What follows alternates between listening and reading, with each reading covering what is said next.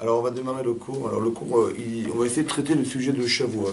Ouais, parce que c'est vrai que ça fait partie des trois régalim. Vous savez qu'il y a Pessah, Shavuot et Sukkot. Donc ce sont des régels. Régel en hébreu, ça veut dire le pied. Ouais. Trois régalim, c'est-à-dire que la vie, le judaïsme, il repose sur un trépied, ouais, qui sont ces trois fêtes. Alors on va essayer de comprendre à partir de la sortie d'Égypte, de la Mitzvah, hein, de recevoir la Torah. On a expliqué la fois dernière que les jours qui nous séparent de Pessah et Shavuot sont des jours de préparation. D'accord. Donc il y a une notion de préparation. Que 3 jours avant le don de la Torah, on s'est séparé de nos femmes, etc. Dans la Torah, c'est clairement marqué qu'on s'est sanctifié. Donc il y a une séparation de la matière pour réceptionner la Torah. Ouais, c'était ça qui était prévu. Donc il y a une Tahara qui s'est faite. Et l'Agma dans Shabbat expliquait que Pascal Zohamato Shanachash. L'Agma a expliqué que dans Daf Pechet, que la Zoéma c'est la saleté que le Nachash, le serpent, il a mis en Chava, ouais, qui était le désir sexuel des hommes, ouais, s'est interrompu au moment du Matan Torah. Et l'Agma dans Yingma, dans Avodah Zarah Daf Kavbet, qui explique là-bas, qui dit que la différence entre les non-juifs et les juifs au niveau sexuel, c'est que les tsarins des femmes et même des animaux et tout ce qui est relationnel interdit, chez les goïms est resté, et chez nous il a disparu. Ça va? Ça veut dire qu'on a une nature différente, parce qu'on a reçu au Matan Torah, hein, cette Kedusha, le fait qu'on soit arrivé au Matan Torah le jour du don de la Torah. Il y a un travail spécifique qui s'est fait sur l'homme et qui l'a séparé de ce rapport et qui permettrait d'accepter la Torah différemment. Ça va? Ok. Donc il y a deux choses à essayer de développer ce soir, c'est de comprendre qu'il y a une préparation au Matan Torah et aussi de comprendre qu'est-ce qu'on a gagné de recevoir la Torah. C'est quoi le don de la Torah? Ça va? Qu'est-ce qui s'est passé? Qu'est-ce qu'il y a de spécial? Qu'est-ce qu'on a à comprendre? Oui, ce jour-là. Quel avantage on a de recevoir la Torah et qu'est-ce qu'il y a de spécifique du jour de Shavuot? Voilà. Alors, peut-être en introduction, c'est important de comprendre, en introduction comme ça, que la notion du temps, c'est important de comprendre qu'est-ce que c'est que la notion du temps selon la Torah et qu'est-ce que veut dire recevoir la Torah en particulier ce jour-là. Vous voyez, pour nous, parce que le don de la Torah, il s'est fait il y a 3300 ans, mais aujourd'hui, qu'est-ce que ça veut dire pour nous le don de la Torah? Alors d'abord, de comprendre la notion du temps. D'abord, la notion du temps. Qu'est-ce que c'est que le temps selon la Torah? Alors nous, la notion de temps que nous avons, c'est bon, il y a 3300 ans, il y a un événement extraordinaire qui s'est révélé au monde, c'est que Hachem, il a dit, Anochi Hachem Lokira, je suis votre Dieu qui vous a fait sortir d'Égypte, vous n'aurez pas d'autre Dieu que moi. Dans l'histoire, ça s'est révélé. Alors pour nous, c'est fantastique, ça veut dire qu'il n'y a pas de doute dans l'histoire que Dieu s'est révélé au monde. Avant, tu pouvais douter que Dieu existe ou pas, bon, on ne sait pas, est-ce que Dieu il a abandonné le monde, il n'a pas abandonné le monde, on pouvait douter. À partir du moment où dans l'histoire Hachem s'est révélé au monde entier, c'est impossible de pouvoir nier le fait qu'Hachem existe. Ça va? Maintenant, il ne s'est pas révélé à un homme, il s'est révélé au monde entier, il s'est révélé à des millions de personnes qui étaient sur le mont Sinaï. Il y a Chachamim d'expliquer, pas seulement aux gens qui étaient présents, il s'est révélé au monde, mais toutes les Neshamot du Klal Israël, jusqu'à la fin des temps, étaient présentes. Ça veut dire que la conscience que nous avons de la présence divine dans le monde, elle s'est quantifiée, elle s'est aussi cristallisée dans toutes les neshamot qui étaient présentes du Klal Israël jusqu'à aujourd'hui. C'est-à-dire que vous étiez aussi, nous étions tous, on était sur le mont Sinaï. C'est-à-dire on a vécu quelque chose. Maintenant, vous allez me dire, mais bon, quel souvenir on a aujourd'hui de ça? Qu'est-ce qui nous reste de ça? Bon, il faut déjà savoir qu'on était présent. Ok. Maintenant, il y a une façon de réfléchir le temps qui est d'expliquer que voilà, le temps, c'est une notion temporelle, qui nous permet de se déplacer dans le temps, qui nous permet de calculer la vitesse dans le temps, qui nous permet de donner des rendez-vous dans le temps, qui permet de nous organiser dans le temps. Voilà c'est le temps. Voilà pour nous, voilà, on avait rendez-vous ce soir, voilà, c'est l'heure qui. Combien de temps je vais mettre pour arriver à Marseille, ça va prendre temps et tant d'heures, ça dépend avec quel outil je me déplace, voilà, c'est comme ça qu'on calcule le temps, on se donne rendez-vous dans le temps, voilà c'est la notion du temps. On dit tel jour, dans tant de temps, c'est la fête de Pessah, c'est la fête de Shavuot, on sait calculer le temps, c'est vrai, c'est comme ça qu'on imagine. Il y a une autre façon de réfléchir le temps, parce que le problème qu'on a, hein, c'est de comprendre que la première mitzvah qui a été ordonnée au Klal Israël, c'est de calculer le temps. Donc il y a une autre notion du temps, a priori, qui est très importante. Parce qu'en quoi le temps, c'est tellement important pour qu'on puisse dire que la première mitzvah, hein, c'était le temps, calculer le temps. De Chodesh Zelachem, Rosh Chodashim, Hachem a dit, avant même de sortir d'Égypte, 15 jours avant, il a dit il faut compter le temps et savoir que dans tant de temps, il y aura Pessah, il y aura. Mais quel intérêt de compter le temps? C'est quoi administratif? C'est quoi? C'est structurel? C'est mitzvah. Mitzvah, c'est bizarre que ce soit le temps. Alors le Rav Dessler, il ramène en nom d'un sefer qui s'appelle le Rav Nachal, et il explique comme ça. En vérité, la notion du temps, c'est pas ça. Aux yeux des Chachamim, le temps, c'était comme ça. Le temps, c'est une roue. L'année, c'est une roue. Oui. Et que dans chaque moment de l'année, il y a des périodes. Maintenant, nous, on s'imagine qu'on est sur Terre, on est fixe sur Terre, et le temps nous traverse. Tu vois, le temps s'égrène, le temps passe. Il s'est passé 1 heure, il s'est passé 10 ans, il s'est passé 30 ans. Il s'est même passé 3300 ans. Mais le temps, les 3300 ans, c'est le temps passé. C'est qu'il y a 3300 ans, la Torah a été donnée. Mais nous, il y a 3300 ans plus tard. Ou bien l'inverse. C'est pas l'homme qui est fixe et que le temps nous traverse. C'est l'inverse. C'est l'homme qui traverse le temps. Vous savez que le temps est fixe. Les périodes sont fixes. Pessah, c'est une donnée qui repasse tous les ans. Shavuot, le moment de Shavuot, c'est un moment qu'on retrouve dans notre espace-temps, parce qu'on retraverse cet espace-temps qui s'appelle le temps de Pessah, le temps de Shavuot, le temps de Sukkot. C'est-à-dire que dans le temps, dans l'espace-temps de Pessah et de Shavuot, l'espace-temps, il y a une notion qui s'appelle la liberté, il y a une notion qui s'appelle le don de la Torah, et qu'on va retraverser à Shavuot. Qu'est-ce que ça veut dire? Ça veut dire que, un, on ne peut pas dire qu'on est nostalgique du passé, puisque le passé c'est le présent. De dire, ah bah tiens, si j'avais été à l'époque, ça aurait été super, mais on n'est pas à l'époque. On est à l'époque. Ça veut dire qu'on n'a rien perdu, quoi. Simplement, il faut se mettre en condition pour pouvoir accepter la condition du temps. C'est ça qu'il faut comprendre. Il y a une préparation à se retrouver dans un espace qui a un jour existé, mais qui existe en permanence, puisque c'est une roue. Comme par exemple, on a dit 2 fois dans les cours, on a dit que bizarrement c'est marqué dans le passage qu'on lit dans le Kiddush, qui est dans la Torah. On dit Yom HaShishi, Vayichul Hashem Va'aretz, Yom HaShishi, donc le 6e jour, Vayichul Hashem Va'aretz, Vechol Tseva'a, Vayichal Elokim, Yom HaShivim, Elarto Hasharasa, Vayivarech Elokim. Dieu a béni le 7e jour. Vayivarech Elokim, Met Yom HaShivi, Vayikadesh Oto, il l'a sanctifié. Alors on avait la problématique de comprendre que ça veut dire bénir le temps. Que veut dire bénir le temps? Ça veut dire quoi bénir le temps? Je m'explique. La bénédiction d'Hachem, elle est comme lui, elle est infinie. Le temps du Shabbat, il dure 24 heures. Comment tu peux enfermer une bracha infinie d'Hachem dans 24 heures du Shabbat? Deuxièmement, la bracha d'Hachem dans le space-temps. Quand Hachem il varer, quand tu bénis, même toi quand tu bénis quelque chose, tu bénis un objet, tu bénis un fruit, tu bénis du pain, tu bénis quelque... Donc il y a une application physique de ta bracha. Quand Hachem il a dit prou urbu multipliez-vous, la bracha d'Akadosh Baruch Hu s'applique sur une réalité, qui est l'homme et la femme, les animaux, la nature. Voilà, la nature va se multiplier, ok. Mais il y a une application physique de la bracha d'Hachem. Or ici, tu dis bénir le 7e jour. C'est quoi le temps? Bénir le temps, ça n'a pas de sens. Il n'y a pas d'application physique sur le temps, puisque c'est une notion, le temps. Donc c'est quoi la bracha d'Hachem dans le Shabbat? Vous comprenez? Maintenant, on dit que le Shabbat, c'est assez apparenté au monde futur. Alors j'ai pensé peut-être l'idée, Rav Dessler il ramène cette idée, que de dire comme ça. En vérité, la notion d'infini, elle n'existe pas. Parce que dans le monde dans lequel on est, dans lequel on vit, l'infini n'existe pas. Tout a une limite.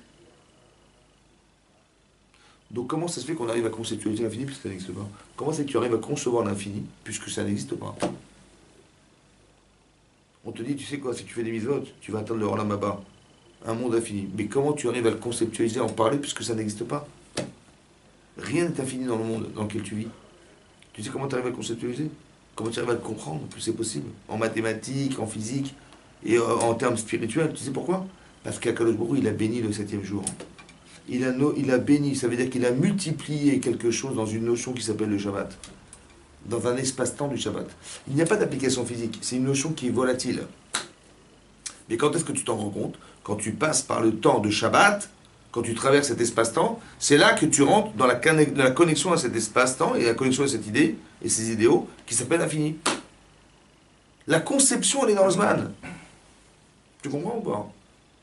Qu'un jour on a vécu la sortie d'Égypte, la conception de la liberté, elle fait partie de l'espace-temps du Pessah. Donc quand tu rentres dans cet espace-temps-là, tu as la chance de conceptualiser la liberté parce que tu es rentré dans un espace du Pessah qui s'appelle l'espace-temps du Pessah. Si tu t'y prépares, ben, tu peux comprendre. Et si tu n'es pas préparé à cette idée, ben, tu ne peux rien comprendre. Tu vas passer par le cas Pessah, mais sans aucune connexion possible. Pour ça qu'on nous dit dans la Gada Pessah, tu vas manger du maror et tu vas manger des matzot, qui louent, comme si que tu étais toi-même sorti d'Égypte. C'est pas une image, c'est pour te dire que tu peux y arriver.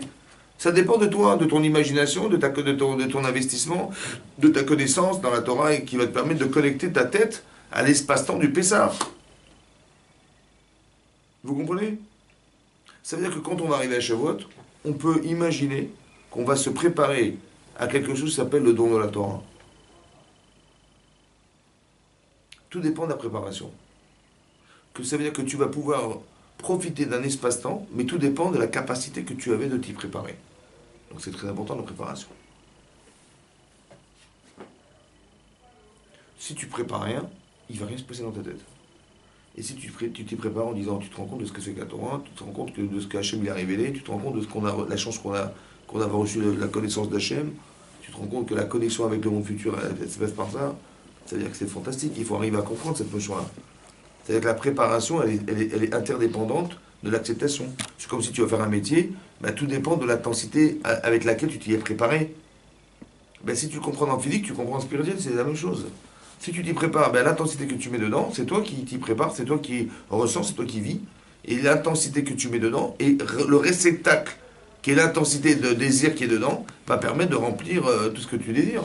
Mais si tu ne désires pas, eh ben, tu n'auras rien. Et si tu désires plus, et beaucoup, eh ben, en proportion de ce que tu désires, ben, la Torah, elle va te pénétrer. Et c'est comme ça. Vous comprenez? Le don de la Torah. Très important, donc la compréhension de la préparation. On se prépare, alors on a dit qu'on s'est préparé pendant Shavuot. Ouais, pendant toute cette période qui nous sépare de Pessah à Shavuot. Mais dans les 3 derniers jours, on s'est préparé différemment. Ouais. Moi, ce qui m'intéresse, c'est de comprendre cette notion-là. La préparation. Ça veut dire qu'il faut comprendre, à travers cette période de Shavuot, oui, qu'on va se préparer au matin de Torah. Qu'est-ce que veut dire se préparer à l'acceptation de la Torah? Pour vous, ça veut dire quoi? D'accepter la Torah. Est-ce que ça veut dire quelque chose d'accepter la Torah si on ne la connaît pas? Imaginez-vous, on est à l'époque, ouais, on est devant le mont du Sinaï, et Dieu va se révéler. Il va nous transmettre la Torah. Ça va? Comment tu peux te préparer à ce que tu ne sais pas? C'est impossible. Je dis, tu vas préparer un métier, lequel je te dirais. Très compliqué de se préparer à ce qu'on ne sait pas. Justement, on essaie de se préparer et on essaie de s'attendre à tout et n'importe quoi. Ah, c'est dur. Toutes les éventualités. Ah, c'est dur. Ouais, c'est très dur. Alors, c'est quoi se préparer à quoi, alors, finalement? En vérité, comme ça. Qu'est-ce qu'on a dit? Les Blissrés, qu'est-ce qu'ils ont dit? Ils ont dit Naase Venishma. Naase Venishma, on traduit en français. Naase, nous ferons et nous comprendrons. Alors, les gens traduisent en général, nous ferons, ça veut dire on va faire les mitzvot et on les comprendra plus tard. C'est ça que ça veut dire? Hein? On dit, bah fais ton métier et plus tard tu comprendras, c'est pas grave. Tu vas être maçon, tu comprendras, on t'expliquera comment ça marche. Mais sois maçon, sois électricien et après on t'expliquera comment on branche des fils dans un tableau électrique. Sois ingénieur, mais on t'expliquera après. C'est impossible. Tu peux pas faire un métier sans être préparé à la connaissance de ce métier. Donc c'est faux que de traduire Naasé, on va faire, et après on comprendra. Non, c'est pas ça le pshat. Le pshat, l'explication de Naasé Venishma, hein, comme c'est Rachid là-bas dans le Shabbat, il le dit clairement, c'est marqué dans Rabbeinu Yonah aussi dans le Pirkei Avot, ouais, c'est marqué dans le Rabbeinu Yonah, il explique que Naasé ne veut pas dire nous ferons, nous accepterons de faire. Nous ferons tout ce que tu nous diras de faire. Donc ça veut dire que le préparation au matin de Torah, c'est quoi finalement? Ben, ça dépend, comme dit l'Agma dans Shabbat, une fois il y a un goy, un Kouti, il est venu voir, il a vu Rava qui était en train d'étudier la Torah. Tu sais comment étudier la Torah, Rava? Il était en train de se concentrer dans son étude. Il avait mis ses doigts, dit l'Agmara, ses mains entre ses cuisses, comme ça.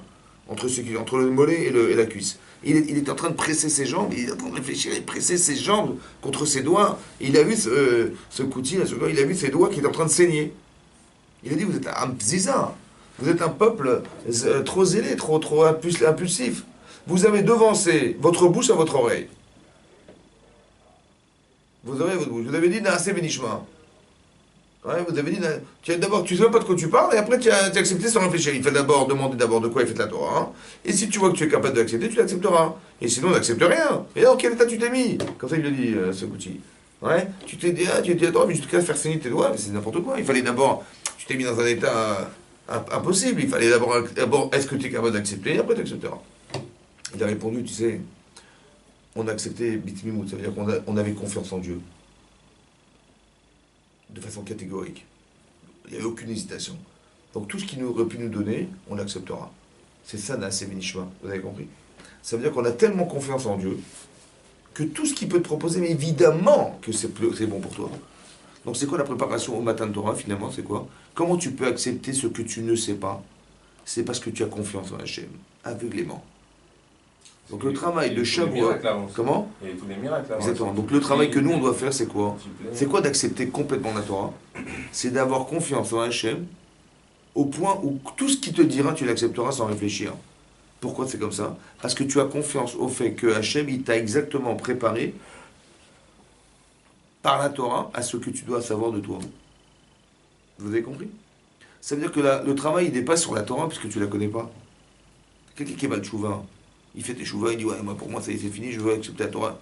Mais qu'est-ce que tu vas, comment tu vas accepter si tu ne sais pas? Tu as confiance en Dieu. Et cette confiance, la véritable préparation, c'est la confiance en Hachem. J'ai confiance en Dieu, je sais qu'il m'a demandé il m'a demandé de faire des choses, mais en vérité, c'est pas évident de l'accepter, mais je sais que c'est bien pour moi, je l'accepte complètement et je me lance. Et je me lance et je fais, et on verra. Tu vois? Pourquoi je fais ça? Comment ça se fait qu'aveuglément j'accepte? Parce que j'ai confiance en Hachem. Donc le véritable travail de l'acceptation de la Torah, au départ, il est l'acceptation d'Hachem. Comment ça s'est passé? Comment on a accepté Hachem aveuglément? Parce qu'Hachem, il nous a démontré qu'il était là pour nous. Il a fait des miracles incroyables. Il nous a sortis d'Égypte. Il a démontré sa justice dans le monde. Tout ça, c'était pour soi. Ça a créé chez nous le premier rapport d'Emouna qu'on a avec Hachem, a priori, c'est d'expliquer qu'Hachem, il est là pour nous. Ça va? Il nous a fait des choses pour nous. C'est vrai ou pas? À part ça, qu'est-ce qu'il a démontré? On a vu que 3 fois, il y a eu une Emunat Hachem décrite dans la Torah. Il y a eu la Emunat Hachem avant la sortie d'Égypte, que Hachem il a dit, tu verras, ils auront confiance en toi, fais les miracles, jette ton bâton et ils auront confiance en toi. Parce que Moshe, il en doutait. Quand il a dit, la première chose qu'il a dit, quand Hachem lui a dit, mais va les délivrer, il a dit, mais ils ne croiront pas en moi. C'est ça qu'il a dit, Moshe. Qu'est-ce qu'il a dit, Hachem? Prends ton bâton, jette-le par terre, il va devenir un serpent. Et mets ta main dans ta poitrine, elle va devenir lépreuse, et en sortant, elle se guérira. C'est ça les signes qu'il a dû montrer au peuple d'Israël. C'est quoi le bâton qui devient un serpent? Et c'est quoi la lèpre? Pour qui? C'est quoi le symbole du serpent? Et c'est quoi le symbole de la lèpre? Ça représente quoi chez vous? Punition. Laquelle? Par rapport à quelle faute? La shonara. Tu sais ce qu'il a dit à Hachem? Il a dit, tu leur diras que tu as fait du lachonara sur eux. Parce qu'ils sont ma'aminim des ma'aminim des Israël. Ça va? Tu n'as pas eu confiance en eux? Il fallait que tu aies confiance parce qu'ils sont ma'aminim et fils de ma'aminim. Lesquels fils? De qui? D'Avram, Tzav, Yaakov. Comment tu vas oser dire? Tu sais ce que tu vas faire? Tu vas leur dire, j'ai fait du lachonara sur vous. Mais ça veut dire quoi? Ben, ça veut dire, quand tu fais une faute, il y a un onesh. Et moi, je vais vous dire que j'ai fauté. Moi qui suis mon cher Rabbeinu, j'ai fauté. Et voilà ce qui m'est arrivé. Mon bâton est devenu serpent, le symbole du lachonara, le serpent. Et la lèpre, c'est aussi la shonara. Vous avez compris? Il est en train de leur dire une deuxième chose, c'est qu'Hachem, il intervient dans le monde. Ne croyez pas que simplement Hachem, il a créé le monde, il s'en est détourné, il vous a sorti d'Égypte parce que vous avez eu de la chance. Non, qu'Hachem, il intervient dans vos vies en permanence. C'est ça le symbole du lachonara, vous avez compris? C'est quoi les signes? Un, qu'il s'est souvenu de nous, parce que Yosef, un jour, il a transmis un message à ses frères. Il leur a dit, Pakod, Ifkod et le Kidnetrem. Hachem se souviendra de vous. Souvenir, il se souviendra de vous, et il vous sortira d'Égypte. Ce message, il est passé de génération en génération jusqu'au Chachamim, aux sages de l'époque de l'Égypte. Et lorsque Moshe s'est présenté à eux, il leur a dit, Pakod Ifkod, il leur a dit ce message. Donc ils ont su que c'était lui. Donc il était Maminim. Seulement, il leur a démontré une autre chose. Il leur a dit, vous savez, Hachem, il est tout le temps présent. Donc ça veut dire qu'une chose on a montré avant de sortir d'Égypte, c'est qu'Hachem, il était présent dans le monde et qu'il y avait un srar et un onesh. Tu pourrais mériter de sortir autant que tu pourrais ne pas le mériter. Ça dépend de toi. Il a fallu qu'on conserve nos vêtements, il a fallu qu'on conserve notre langue, il a fallu qu'on conserve nos noms, pour qu'on ait au moins le minimum du mérite. Mais après, pour entériner ça, il fallait qu'on fasse la Mila, il fallait qu'on fasse le Korban Pessah. Et c'est ça qui a permis de sortir d'Égypte. Donc les misotes nous ont sorti d'Égypte. Mais tu as vu que si tu mérites de sortir par les misotes, alors tu sortiras. Donc c'est ça qu'Hachem il a montré. Il a montré qu'il existait, il a montré aussi que parce qu'il y avait un srar et un onesh. Deuxième chose qu'il a démontré, c'est qu'il est maître du monde. Vayaminu Bachem ou Moshe Avdo. Quand on est sorti d'Égypte, on est passé devant la mer Rouge. Lorsque la mer s'est ouverte, et elle a noyé les Égyptiens, qu'est-ce qu'on a dit? Vayaminu Bachem, de nouveau, Vayaminu Bachem, ils ont cru en Dieu. Ouvre Moshe Ardo et son serviteur Moshe Rabbeinu. Az Yashar Moshe, on a fait la Shira. Pourquoi de nouveau la Emouna? Est-ce qu'on était Maminim ou pas? On avait la Emouna Tachem ou pas? C'est quoi la Emouna du Mont Sinaï, de la ouverture de la mer Rouge alors, puisqu'on est déjà Maminim? Demande le Zohar cette question, il demande le Zohar. Il dit, mais comment ça se fait qu'il y a marqué Vayaminu, mais ils étaient déjà Maminim? Puisque c'est ce qu'on avait reproché à Moshe Rabbeinu, lorsqu'il a dit du Lachon Hara sur eux. Donc ils avaient la Emouna. Ils ont hésité quand même à traverser. J'ai compris, mais ils avaient la Emouna ou pas? Alors c'est quoi Vayaminu Bachem? Vayaminu, ils ont cru en Dieu, mais ils avaient déjà cru depuis longtemps. C'est quoi cette Emouna? Alors on explique, c'est le summum de la Emouna qu'on a atteint. La Emouna Tachem, il y a plusieurs degrés. Par exemple, un type il demande de l'argent.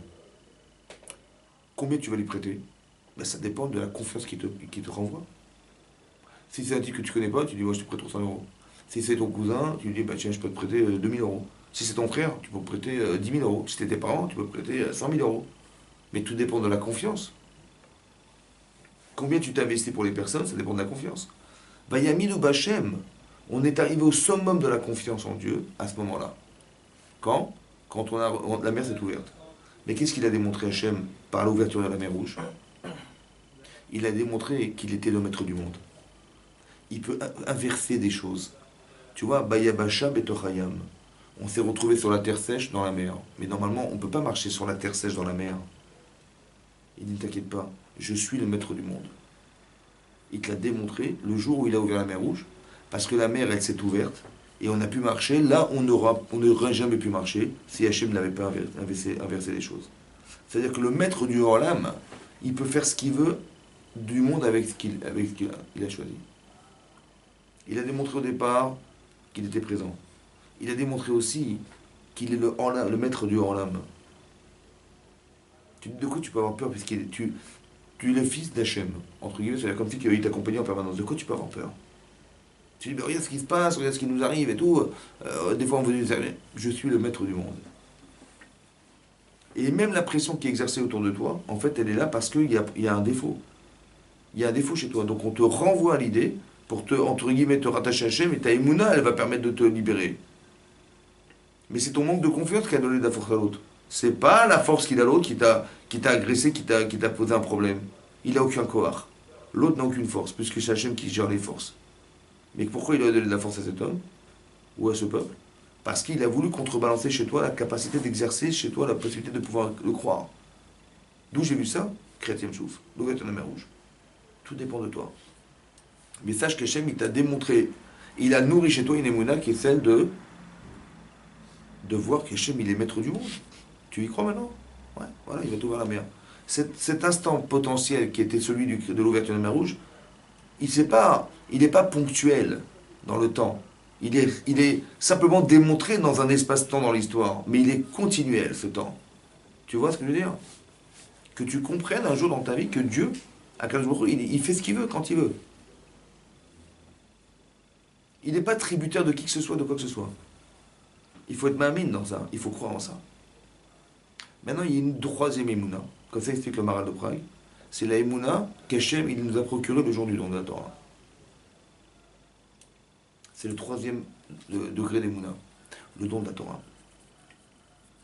Ça veut dire qu'il nous a donné, le jour du matin de Torah, la capacité d'accepter la Torah. Et aussi de pouvoir l'étudier. Et de pouvoir faire que la Torah, elle nous change. Parce que vous savez, la Gemara dans Shabbat, il y a une Gemara dans Kiddushin de la Flammatel qui dit que Barati Yetzerara, Hachem a dit j'ai créé Yetzerara. Le mauvais penchant. Karatilo, Baratilo Torah Tavlin. Je lui ai créé Torah Tavlin. La Torah qui est un remède, qui est une épice. Le remède au Yetzer, c'est la Torah. Maintenant que tu saches dorénavant que quand tu vas recevoir la Torah est un remède à ta vie. Ne crois pas que le Hémet, c'est ce que tu vois, mais sache que la vérité, c'est la Torah. Ça va? Que la vérité vraie de l'homme, c'est ça. La vérité de la Torah qui répare la personne, ouais, c'est la Torah. La Torah qui fait que le monde tourne. Ouais, l'existence du Olam, elle dépend essentiellement de la Torah, comme on l'a vu, parce qu'il y a dans le Shabbat aussi, là-bas, l'Akba dit que lorsqu'Hachem, il a donné la Torah, c'est ce qu'il espérait qu'on accepte la Torah. Ou c'est marqué qu'il espérait ce jour. Oui, C'est marqué dans la paracha de Bereshit, c'est marqué, à chaque fois on a dit Yom Rishon, Vayere Vayiboker Yom Rishon, c'est suivi la veille, ce fut le matin, Yom Rishon le premier jour, Yom Sheni le deuxième jour, Yom Shelishi le troisième, Yom Revi'i le quatrième, Yom Chamishi le cinquième, et Yom Ashishi le sixième. Dit l'Agman en Shabbat, la Badaf Pechet, elle dit mais pourquoi le sixième jour, le avec l'article devant, le et devant. Bah Rachid il ramène dans Chumash, il dit parce que 5, c'est les 5 livres de la Torah, Shishi c'est le 6 Sivan. Shishi, c'est pas le sixième jour de la création du monde. Ça veut aussi dire le sixième jour du mois de Nissan, du mois de Sivan, le jour où on a reçu la Torah. Et il a dit à Hachem à la création du monde, il a dit c'est clair. Si l'Israël accepte la Torah, vous continuerez à vivre, mais s'il refait la Torah, le monde il retournera les au Tohu. Ça veut dire qu'on a conditionné la création du monde au fait qu'un jour on puisse accepter la Torah ou pas. Mais ça va beaucoup plus loin que ça. Parce que la Gemara dit là-bas que Ilma les Torah, que si la Torah n'existait pas, n'était pas étudiée, Chukot Shamim Vares Osamti. Les lois qui gèrent le ciel et la terre, je n'aurais pas placé. Ça veut dire que la raison d'être du monde et la raison d'être de la continuité du monde dépend de l'étude de la Torah. Est-ce que vous comprenez ce principe? Ça veut dire qu'on vous a donné les clés de l'existence du monde. Pour ça que dans certaines yeshivot, par exemple le Rav de Vologine, qui était le Talmid, l'élève du Gaon de Vilna, son élève, ouais, il avait une yeshiva, et il étudiait les gens matin et soir. Ça veut dire qu'il y avait des roulements. Que même le soir de Kippour, il étudiait la Torah, parce qu'il disait les gens ils n'étudient pas la Torah, ils vont manger. Et lui, il s'arrangeait pour continuer à étudier la Torah. Il avait peur de quoi? De ce principe.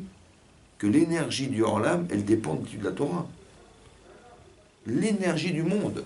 Que ce qui fait tourner la terre, c'est parce que nous, on étudie la Torah, on pratique les mitzvot, on étudie la Torah. C'est ça qui fait que, indépendamment du fait que la raison d'être de la création du monde, au départ, Bereshit, bara Elohim et Hashamayim ve'ataretz, au commencement, Dieu crée le ciel et la terre. Le commencement, Bereshit, c'est le commencement, la traduction en français, mais Bereshit veut dire aussi pour le Réchit. Pour le Réchit. Qu'est-ce qu'on appelle Réchit? C'est marqué Réchit Tevuata, Réchit Darko. Réchit Darko, le Réchit du chemin, c'est la Torah, et Réchit Tevuata, c'est l'Israël.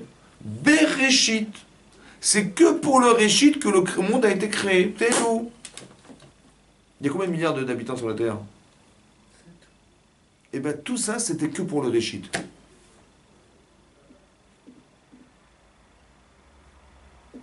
Bereshit.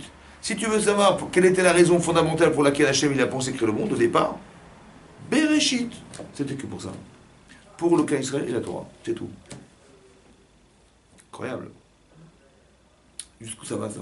Parce qu'il y a une Gemara dans Vodazar Davbet, elle dit là-bas qu'à la fin des temps, Hachem il va dire tout celui qui a œuvré pour la Torah, Yavo Vitol Srao, qui vienne et prenne son salaire. À la fin des temps, quand le Mashiach viendra, Hachem il va dire celui qui a œuvré pour la Torah, qui vienne et qui prenne son salaire. Hein? Ça va être jackpot pour moi. Jackpot. Et là-bas, il y a marqué que les peuples du monde vont venir. Et la Gemara va dire que, de la même manière que le roi, c'est le roi qu'on juge au départ et après ses disciples, on va prendre le peuple le plus important et on va le faire venir en avant.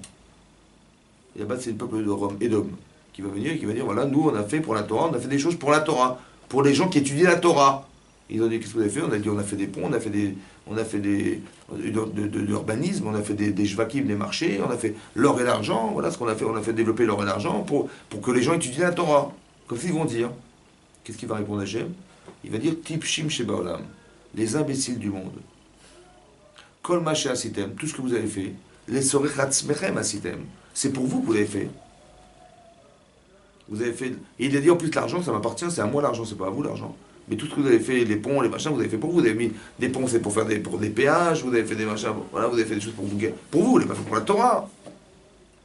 Se disant pour les gens qui étudient la Torah, mais non, pour vous, vous l'avez fait. Maintenant là-bas, le Rav de Brisk, il a posé une question, il a dit mais pourquoi Hachem, il a dit vous êtes des imbéciles? Il aurait dû dire vous êtes des menteurs. Vous êtes des menteurs, carrément des menteurs. Vous avez fait pour vous, c'est pas pour la Torah, vous l'avez fait ni pour les gens qui étudient la Torah, vous l'avez fait pour vous. C'est des menteurs, c'est pas des imbéciles, c'est des menteurs. Pourquoi il a dit vous êtes des imbéciles? C'est pas un problème intellectuel, c'est un problème de. C'est un mensonge, carrément un mensonge. Parce qu'ils ont refusé la Torah. Pourquoi ils ont dit on l'a fait pour la Torah? C'est un mensonge, ils l'ont fait pour eux. Pourquoi il a dit vous êtes des imbéciles? Comme si c'était vrai, mais ils sont bêtes. Qu'à la base, on dit qu'il a proposé à tous les peuples. Alors? Bah, ils ont été idiots de refuser alors que. On n'a pas dit ça. Ils ont dit tous ceux qui a œuvré pour la Torah. Il dit mais nous on l'a fait pour la Torah. On a fait des ponts, on a fait des machins pour que les gens étudient la Torah, on a fait des aéroports, on a fait tout ça pour la Torah. Il dit c'est pas vrai, vous n'avez pas fait pour la Torah. C'est pas vrai, vous êtes des menteurs. Pourquoi il a dit vous êtes des imbéciles? S'il a dit vous êtes des imbéciles, ça veut dire quoi? C'est bête ce que tu dis, mais c'est pas faux ce que tu dis, mais c'est bête. Mais c'est pas faux. En comprend, c'est pas faux. Parce que t'en as pas profité toi aussi pour étudier toi. Parce qu'en vérité, tu sais pourquoi il a créé l'aéroport de Roissy? Pour que tu puisses étudier la Torah en Israël, pour que tu puisses faire des misotes. On lui a dit, tu sais pourquoi on a créé le monde? Pour la Torah. Il dit, mais pour la Torah? Mais nous, on a fait plein de choses pour la Torah. Quand on va lui dire un jour qu'on a fait tout ça pour la Torah, il va dire, mais moi j'ai fait des choses, je veux mon salaire, voilà, j'ai fait l'aéroport, j'ai fait des voitures, j'ai fait l'aéroport, j'ai fait des téléphones. Combien de misotes on a fait grâce au téléphone? Combien de misotes on a fait grâce, je sais pas moi, Internet? Combien de misotes on a fait grâce aux aéroports, aux avions, aux voitures? On a fait plein de choses pour la Torah. Ben alors on veut... Les Juifs, ils ont pu étudier la Torah grâce à nous, oui ou non? Alors donne-nous le salaire. Il dit, vous êtes des idiots. C'est vrai que c'était pour la Torah, c'est vrai, mais c'est bête ce que tu dis. Nous, tu ne peux pas recevoir un salaire si tu ne l'as pas volontairement pensé. Tu l'as fait pour toi, dis pas que tu l'as fait pour nous. Ah, directement, ça a été utilisé pour la Torah. Mais c'est pas ça qu'on voulait. On voulait que tu aies un salaire, c'est-à-dire d'avoir pensé le faire pour la Torah. Et tu as fait pour la Torah. C'est ça qu'il leur a répondu. C'est-à-dire quand il a dit Tifshim Sheba Olam, vous êtes imbéciles, ça veut dire que ça sous-entendait que c'était pour la Torah, évidemment. Ça veut dire qu'il faut que vous compreniez que tout ce qui existe, c'est pour la Torah. À partir de quand ça s'est déclaré? À partir du matin de Torah. C'est là que ça s'est réalisé. Ça a été pensé bien avant déjà. Parce que depuis la création du monde, disent les Chachamim, Hachem avait déjà prévu que si on reçoit la Torah tomber, sinon ça ne sert à rien de continuer. C'est-à-dire que si tu ne peux pas te réaliser toi et atteindre quelque chose dans la Torah pour atteindre le monde futur, le monde n'a pas de raison d'être. Et à part ça, tu n'as pas de raison d'être non plus. C'est-à-dire que ça reconditionne toute notre vie en fait. On ne se rend pas compte, mais c'est ça le chat. Que si tu n'as pas le temps d'étudier la Torah, ou tu n'as pas le temps de comprendre qu'est-ce que tu peux faire avec, le sens de ton existence n'a plus de sens. Il y a une dans l'Ida d'Aflamet, la Gemara dit là-bas que pendant toute la partie, tout le temps qu'on passe dans le ventre de sa mère,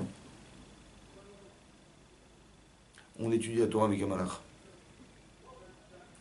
Il dit la Gemara après, il y a un malach, un ange qui vient et qui nous c'est Soter al Panav. Il nous met un coup sur le visage et on oublie la Torah. On dit c'est pour ça qu'on a une trace. Ça va? On oublie la Torah. Quel intérêt d'apprendre pour oublier? Quel intérêt? Vous avez toute la Torah en vous. On ne veut pas qu'on dise après 120 ans qu'on n'avait pas les capacités pour apprendre, c'est qu'on a appris à l'époque. Est-ce que c'est un prétexte? Ou simplement de te dire que tu as été capable, tu peux être capable aujourd'hui. Mais attends, je vais t'expliquer un truc. C'est Jonathan? Ouais. Pour que tu aies une impulsion vers. Par exemple, tu dis, tiens, j'ai envie de faire tel métier, cette chose m'intéresse, je suis un intellectuel, je suis un manuel, ces pulsions-là, d'où elles viennent? Bah, c'est ta nature. Tu dis, j'adore lire. Voilà, j'aime bien, j'adore les études, j'adore lire, j'adore approfondir les sujets. Bon, bah, t'es un intellectuel, c'est ta nature. Tu dis, non, non, moi pas du tout, moi j'adore le contact avec les gens, ou j'adore travailler avec mes mains. Bah, tu es manuel, ou tu es quelqu'un qui aime bien avoir des contacts avec les personnes. Tu dis, non, non, moi je suis très renfermé. Mais c'est nature-là, c'est la nature qu'on a donnée. Mais sache que tout le monde, tous, on a tous appris la Torah dans le ventre de sa mère. C'est-à-dire qu'on a tous un désir d'apprendre et d'être attaché à la Torah. Seulement ce désir est oublié. Qu'est-ce qu'on essaie de te faire comprendre? Qu'il faut que tu arrives à retrouver la personne oubliée. Mais la Torah, tu l'as. C'est-à-dire que quand on dit Veten chelkenu betoratecha, on prie Hachem de nous donner notre part dans la Torah. Veten chelkenu, on demande à Hachem, mais donne-nous notre part dans la Torah. La part que tu vas recevoir et que tu espères avoir, c'est celle qu'on t'a donnée dans le ventre de ta mère. Mais tu as une part, évidemment tu as une part. C'est quoi la part de chacun? Alors la part de chacun, c'est la suivante. On a tous une compréhension de la Torah. Tous. mais qui est différente. Quel intérêt de l'histoire? C'est de comprendre comme ça. En vérité, ta vie, ta compréhension, elle est en toi. Maintenant, quand est-ce que tu vas la mettre en exergue, ou que tu vas l'éveiller, ou tu vas avoir conscience de ça? C'est quand tu vas étudier la Torah, que tu vas te rendre compte, que tu vas te rappeler de ce que tu avais un jour appris. La différence, c'est que la conscience, elle passe que par un effort personnel. C'est un effort personnel. C'est toi qui vas décider, et c'est toi qui vas juger, et c'est toi qui vas comprendre. Tout le monde l'apprend de la même manière dans le ventre de sa mère. Non. Non. Quand le malin, il apprend au bébé dans le ventre, Mhm. il apprend à tout le monde de la même manière. La manière, je sais pas ce que tu veux dire par la manière. Non, Mais dans le sens où il explique la même chose, à la même allure, au même rythme, etc. dis-moi, est-ce qu'on se ressemble tous les deux? Non. Bon. Est-ce qu'on a le même vécu? Je pense pas. Non plus. Est-ce que tu crois qu'on va comprendre la vie de la même manière? Ben, tu vois, ton histoire, elle fait partie de la Torah qu'on t'a un jour donnée. Que pour que tu arrives à la découvrir un jour, tu es passé, tu as des parents comme ça, tu vis à tel endroit, tu as une famille comme ça, tu as des amis comme ça, tout ça, ça te permet d'arriver à cultiver une façon de penser, une logique, qui va faire que quand tu vas étudier la Torah, tu vas retrouver cette façon de penser. Mais puisque ton visage est différent du mien, on ne se ressemble pas. Parce que panim en hébreu, ça veut dire le visage. En hébreu. Et pnim, c'est l'intériorité. On n'a pas le même visage parce qu'on n'a pas la même intériorité. Donc forcément, il y a des paramètres qui sont dans ton intériorité, qui ne sont pas les miens, qui vont faire que ta lecture dans la Torah, comme si que le filtre de ta compréhension passait par tes vertus, tes défauts et toute ton intelligence et tout ça, tout ce que tu contiens, qui va faire que ta lecture dans la Torah va être forcément différente de la mienne. Ce qui va ressortir du filtre, c'est comme si il y avait un filtre et une lumière qui passe dedans, mais la lumière qui va sortir, elle va dépendre du filtre. Donc ce que tu vas voir, l'image que tu vas en ressortir, est proportionnelle. Donc, mais l'image, elle est forcément différente, normalement. Oui, mais ce que je veux dire, c'est que justement, un fœtus ou un bébé qui grandit, on est tous les mêmes. On s'est À pas part, compris. oui, à part les On s'est pas gènes, compris. etc. On s'est pas compris. Tes parents, Justement, parce que, justement, tu n'es que le produit de quelque chose. ça, j'ai compris justement que le fait de, enfin, on va dire l'environnement où on vit, ça joue évidemment sur on va dire ce qu'on va réussir à comprendre dans la Torah. Mais déjà, ta compréhension, ta réactivité aux choses, elle dépend de ta nature. Par exemple, ta patience, ta capacité de compréhension, ça dépend de ta nature, de ton mazal, on va dire. Ouais. Quel capital on t'a donné au départ? Et ta façon de réagir dans l'endroit où on t'a placé va faire de toi une personne. Mais où tu as vécu, où j'ai vécu, où il a vécu, on va sortir différent, évidemment. Qu'est-ce que ça va changer? C'est que quand tu vas rentrer ta tête dans la Torah, tu vas forcément voir des choses ou comprendre des choses que je comprendrai peut-être jamais de ma vie, moi. Qu'est-ce qu'on gagne? C'est que quand tu l'auras découvert, moi, je vais te demander, mais tiens, comment tu as compris ça dans la Torah? Tu vas me dire, mais j'ai compris comme ça, tiens, c'est marrant, c'est pas. Et après, je vais essayer de réfléchir avec toi à ce que tu as dit, et je vais essayer de te contrer tout ça, et je vais voir que c'est vrai, ça paraît émettre. C'est une facette de la Torah que je n'ai pas. Et bien, grâce à toi, je me suis enrichi. Et quand j'ai réfléchi avec toi, j'ai aussi appris autre chose. J'ai développé des facettes de ma vie, grâce à l'étude de la Torah, qui ont amplifié ma façon de voir. Il y en a combien de facettes? Eh bien, il y en a autant que de personnes. Il n'y a pas une façon de voir. Il y en a autant de 600 000 personnes, 600 000 facettes. Tu as compris? Mais c'est possible que, si un jour on est ensemble, pour ça que la préparation au don de la Torah était forcément liée à fait de Ishechad, Belavechad. Il fallait qu'on ait tous un même désir, mais qu'on soit Echad, c'est-à-dire unis. Que je suis heureux pour toi, autant que tu l'es pour moi. Il n'y a pas de Aïn Ra'a, de mauvais œil. Pas de mauvais œil dans le sens Aïn Ra'a, mais Aïn Ra'a. Que genre, je ne supporte pas ce que tu as. Parce que moi, je ne l'ai pas, j'en suis jaloux, j'en suis envieux. Non, il faudrait qu'on soit heureux pour l'autre. Mais ça crée des liens entre les personnes. Pour ça que la condition fondamentale à l'acceptation de la Torah au départ, c'est qu'on soit un peuple uni. Pas pour des raisons techniques, mais pour faire que, si on est unis, on va pouvoir communiquer, on va s'enrichir par la connexion et la communication. On va devenir des personnes capables d'apprendre la Torah, pas la mienne, mais c'est aussi de l'autre.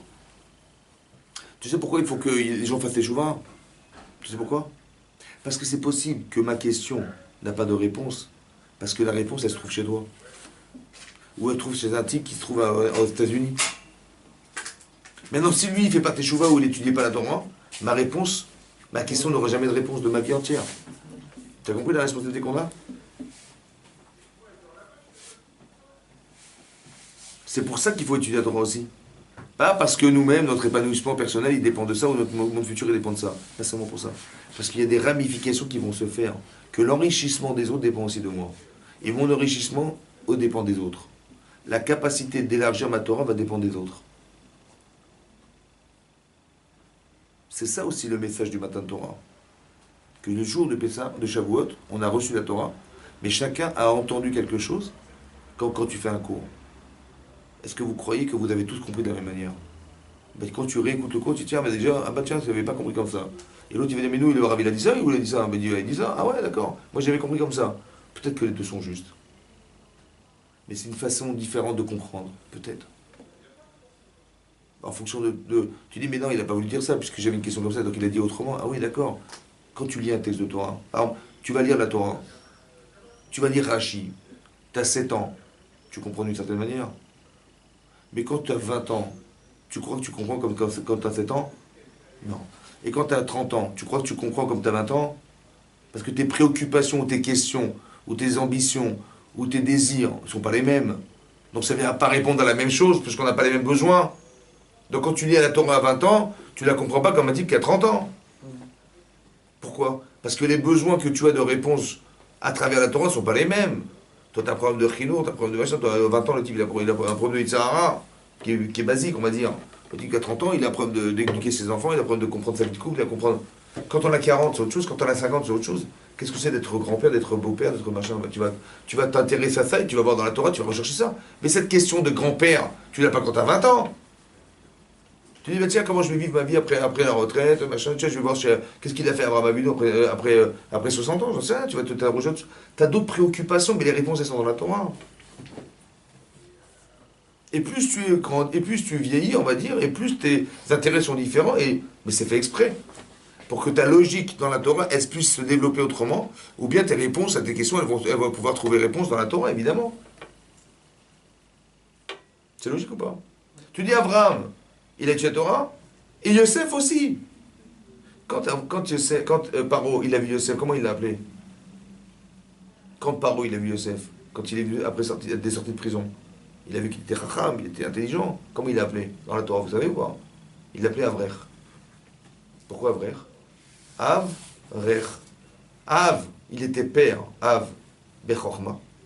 Rach, Beshanim. Et tendre dans les années. Il était un jeune homme. Il avait la sagesse d'un vieillard, d'un père. Il l'appelait Avrer. Ça veut dire que quand on apprend la Torah, on fait plus son âge.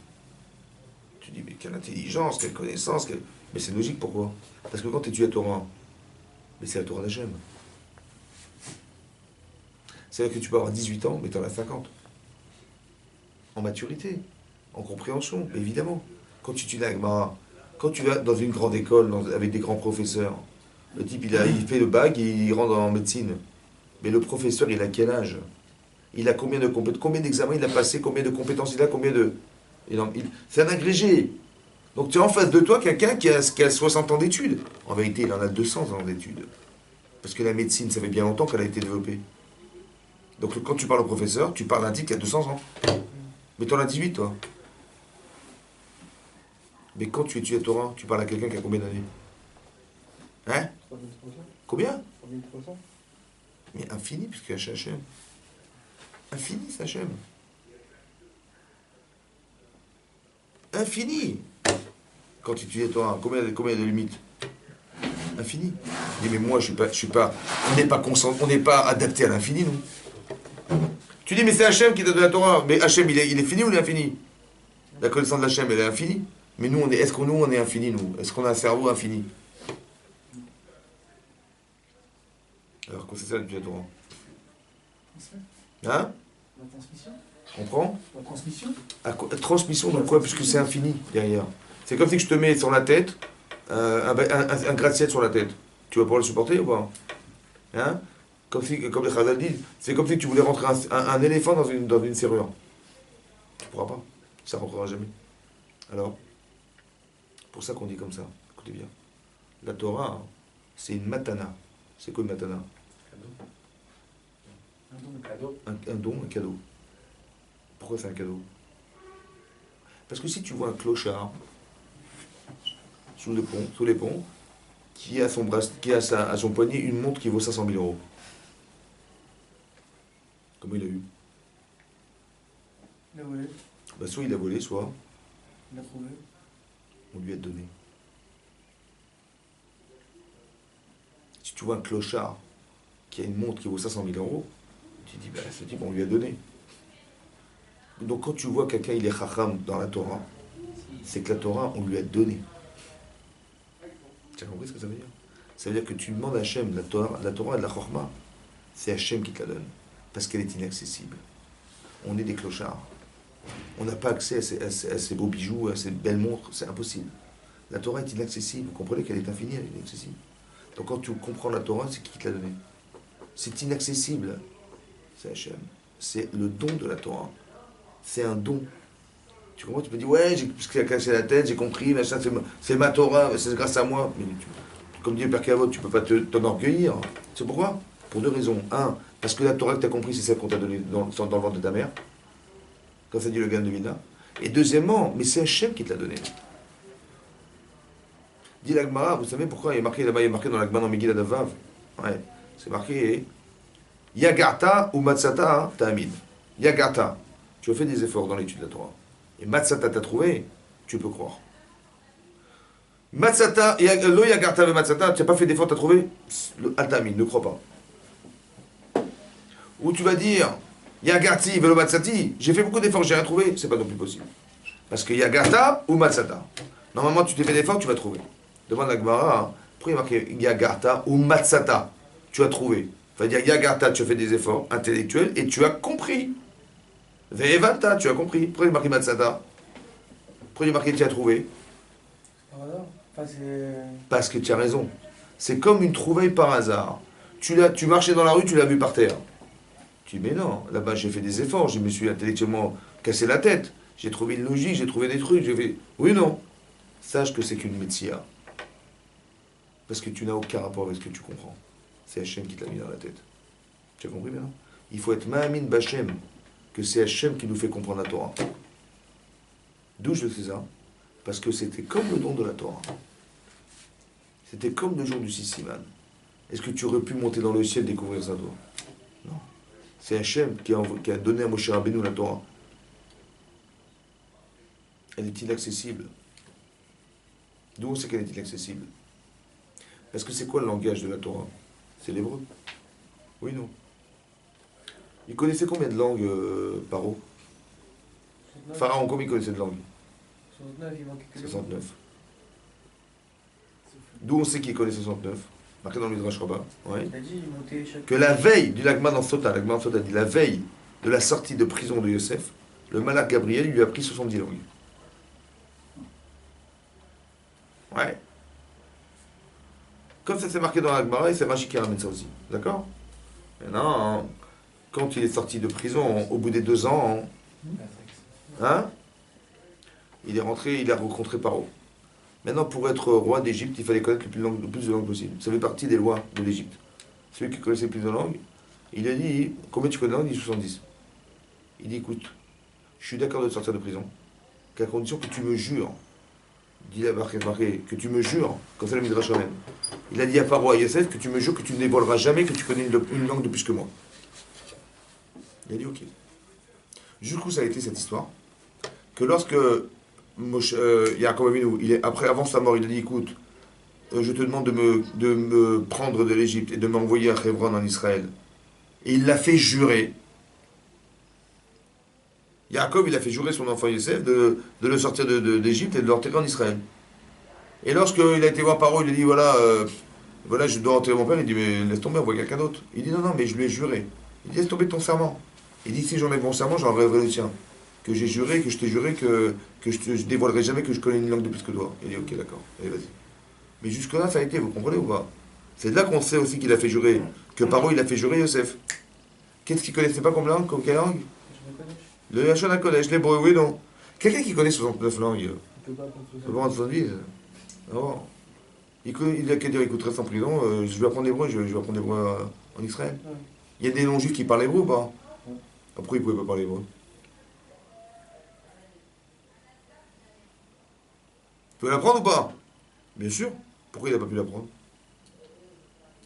C'est Dieu qui me le donne et les voit peut-être. Parce que c'est inaccessible.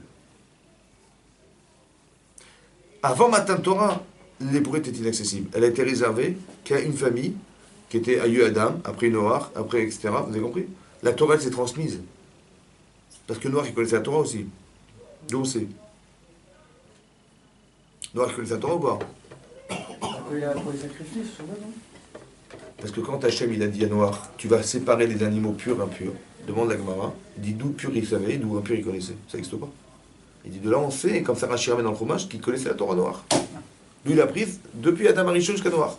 Et elle était transmise jusqu'à Abraham. Abraham, il a pris la Torah à quel âge? Hein? Tard, non? Quel âge? Je sais Vous savez pas? pas. 70. La Gemara Sanhedrin, elle dit là-bas, vous savez pas? 70? 52 ans. Il avait quel âge quand il est né en quelle année il est né comment il s'appelle? Abraham, il est né en quelle année hébraïque? Vous savez pas? Bah, 0. En 1948. Ça vous dit quelque chose ou pas?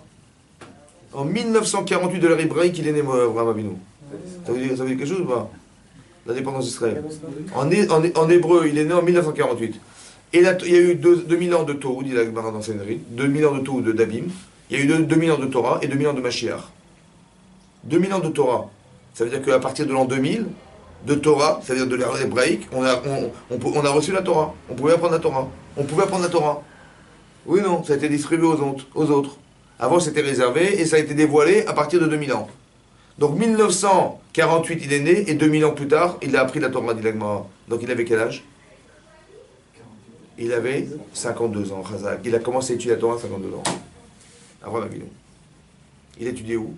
Non, mais c'est vrai que sur quoi il Elle a étudié, dans quel échelle elle a étudié, Abraham? Shem et Ever. C'est qui Shem? C'est qui Shem? Fils de Noé. Ben, fils de Noé. Ouais. Parce que Noach, il a pris la Torah à son fils, et son fils est ouvert une yeshiva. Il y a eu Shem et Ever. Et après son fils aussi, etc. C'est là-bas qu'ils ont appris la voie de la Torah.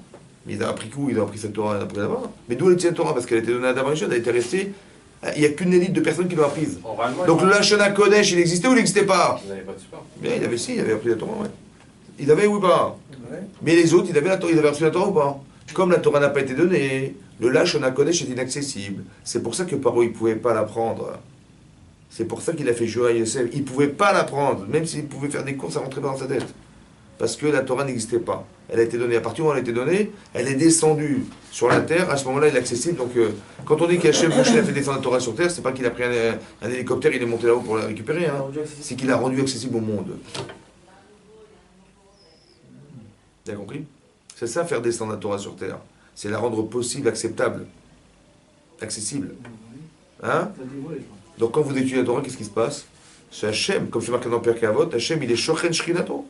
Il fait résider la personne de sa Shrina sur lui. Quand vous étudiez la Torah, Hachem, il est avec vous. Parce que la Chochma, elle vient d'Hachem. La connaissance vient d'Hachem. D'où je sais qu'elle vient d'Hachem? D'où vous savez qu'elle vient d'Hachem? Et tout vient de lui. Qu'est-ce que vous faites la prière le jour, le matin ou pas? Vous faites la prière? Ouais. Tu fais et tous les jours, vous faites la mida ou pas? C'est quoi la première bracha que vous dites? Il y a combien de brachot avant? Il y a 3 brachot. Ouais, il y a Magen Abraham, Ouais. Mechaye Metim Atakadosh. et Atakadosh. Et après, Tachonen. Atachonen la Damdat, ça veut dire quoi en français? Atachonen. Tu donnes la Adam à l'homme, Da'at. C'est ça, ouais. Baruch Hashem, Chonen Da'at. Mais tu demandes tous les matins, tu demandes tous les jours, tu demandes à Hashem la Chokhmah. Mais est-ce que ça te manque? Ça te manque ou pas? Ça va, tu connais tout, tu sais tout Ah non. Si c'est pas un problème, tu ne demanderas jamais à Hachem. C'est ce que c'est que Shavuot. C'est que j'ai un problème, c'est que je connais rien. Pratiquement rien. Donne-moi de la Chokhmah pour comprendre la Torah. Mais tout dépend si tu veux accepter la Torah ou pas. Ça dépend de toi. Ça dépend de toi. Si tu veux pas, si tu veux comme d'habitude, toute ta vie, tu peux être comme ça toute ta vie. C'est dommage. La Torah que tu vas apprendre dans mon futur, c'est laquelle? Hein? C'est que celle que tu as appris sur terre. Si tu n'as pas appris, comme l'Agmara dans Psachim a dit là-bas, l'Agmara Psachim a dit, il dit à quelqu'un, il a dit, je suis monté à Rome, et j'ai vu l'inverse de ce qu'il y a dans ce monde. L'inverse. Que tout ce qui est vide dans ce monde se remplit, et tout ce qui est plein ne se remplit pas. Mais dans mon futur, c'est l'inverse. Tout ce qui est vide ne se remplit pas, et tout ce qui est plein se remplit. Olam Hafuch Haïti, j'ai vu un monde inversé. Olam Hafuch Haïti, j'ai vu un monde inversé. Que tout ce qui est plein dans le monde futur se remplit, mais tout ce qui est vide ne se remplit pas. Par contre, tout ce qui est plein dans ce monde-ci ne se remplit pas, et ce qui est vide se remplit. C'est quoi l'option? C'est comme ça. Si tu n'as rien appris dans la Torah, comment tu veux que tu comprennes Hachem dans le monde futur? Tout ce qui est vide ne se remplira pas. C'est trop tard. Donc il faut commencer un jour. Sache que tout ce que tu prends après dans la Torah, ça va te permettre de te connecter à Hachem dans le monde futur. Regardez l'Agmara dans Makot, elle dit là-bas, que les ossements de Yehuda, ils tournaient dans le Aaron HaKodesh. Yehuda, le fils de Yaakov, on a récupéré les ossements de Yosef, oui ou non? Et de ses frères, on les a mis où? Dans le Aaron Kodesh, le Aaron qu'on a déplacé dans le Mishkan. Et il y a marqué qu'il tournait les ossements de Aaron, ils tournaient. Dans quel sens il tournait? Il tournait, il roulait. Comme tu prends une boîte, tu bouges comme ça a bougé dedans. C'est une souffrance pour Yehuda, une souffrance. Qu'est-ce qu'il a fait, mon cher Rabbeinu, dit l'Agmara, dans Makot? Il a prié pour que ça s'arrête. Il dit pourquoi? Parce que qu'est-ce qui a permis à Réhouven d'être modé? Parce qu'il a été modé, qu'il a fauté, il a été modé, qu'il a fait teshuva. Réhouven. Parce qu'il avait dépassé l'idée de son père. Qu'est-ce qui a permis à Réhouven d'être modé? Il dit c'est Yehuda. D'où il était modé Yehuda? Quand il a eu l'histoire avec Tamar, il a reconnu que c'est de lui que venaient ses enfants. Ça va? La Oda dans le monde, elle est venue grâce à Yehuda. C'est quoi la Oda, hein? C'est de reconnaître ses erreurs. Il aurait pu dire, est-ce que vous imaginez la situation? Je ne sais pas si vous imaginez. Sa belle-fille, elle est tombée enceinte. Ça va? Sa belle-fille, elle est tombée enceinte. De qui? Ben de lui. Son beau-père. Ton beau-père. Dans quelle situation? Elle s'est présentée comme une prostituée dans la rue, machin. Ça va? Pourquoi il est avec elle? Parce que dit le Midrash Rabbah, qu'il y a un malach qui lui a dit, d'elle descendra des rois. Donc il a accepté. Mais tu te rends compte la honte ou pas?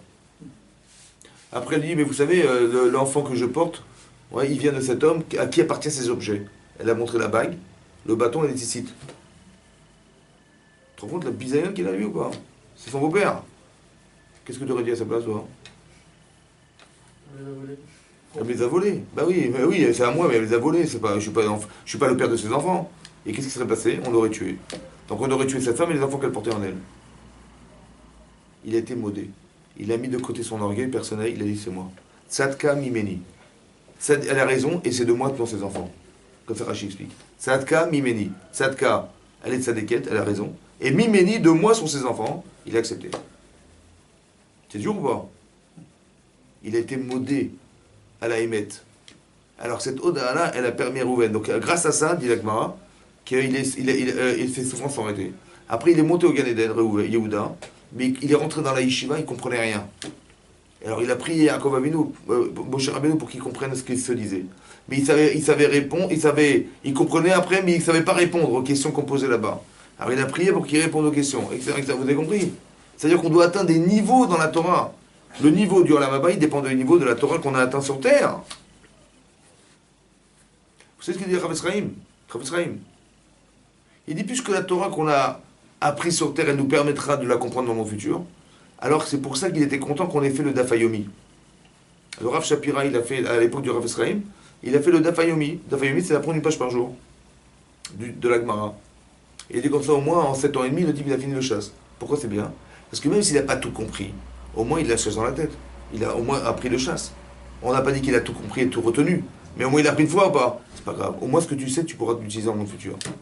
Parce que la première chose qu'on demande à un type, à une personne qui meurt, qu'est-ce qu'on lui demande? La première question qu'on lui pose, c'est laquelle? que tu as pris un temps à la Torah. Est-ce que tu as été Kovea Itim la Torah? Tu as fixé un temps d'étude. Après, on lui demande qu'est-ce que tu as étudié. Il dit Chumash. Et pourquoi tu n'as pas étudié la Gemara? Et pourquoi tu n'as pas étudié les Zohar? On demande tout. Pour ça qu'il faut se consacrer du temps à l'étude, parce que c'est quelque chose. Pourquoi chez nous a besoin qu'on sache la Torah? À quoi ça sert? À quoi ça sert? On va créer le lien avec Hachem. Alors sachez une chose, que le monde, il existe grâce à la Torah. Et vous savez ce qu'il dit là-bas, le Raphaël de Vologine?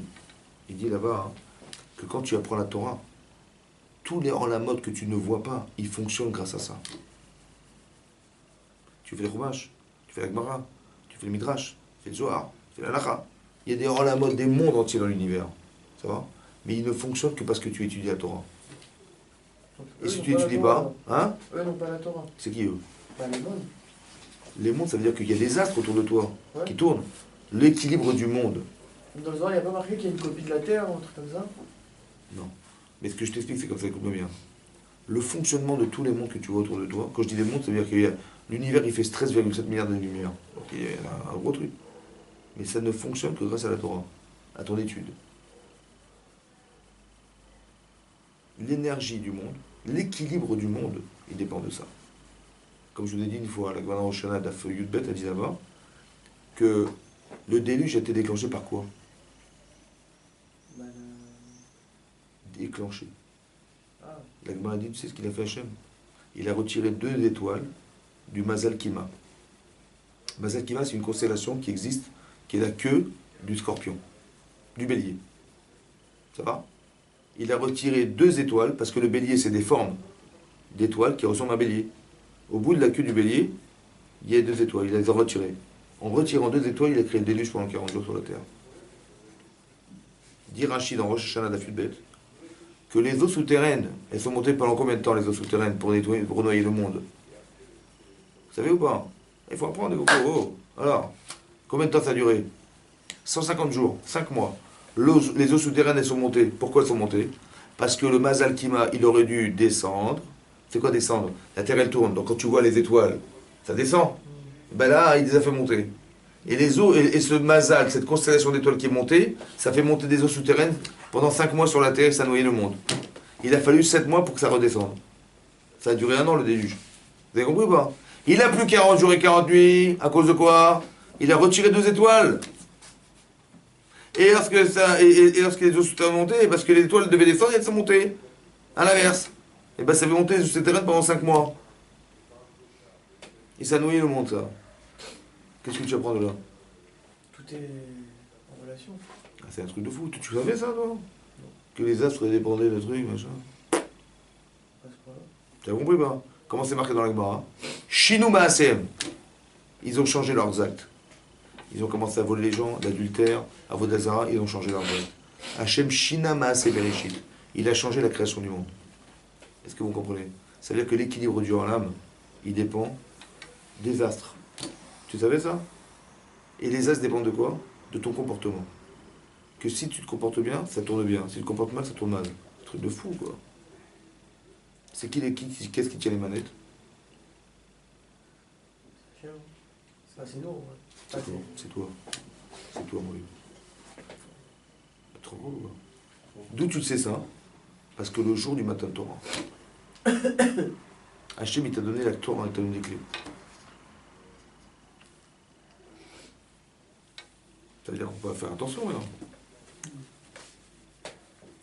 Tu dis, ouais, je fais bien. Si tu fais bien tes mitzvot ou tes mitzvot, ça dépend de toi. Mais ça dépend.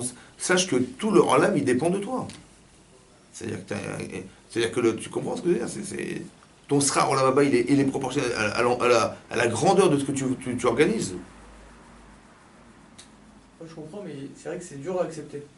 Que à cause de nous, par exemple, il y a je sais pas, moi je me rappelle quand j'étais à l'école, des fois ils me disaient que s'il y avait un grand rap qui mourait, c'était à cause de nous.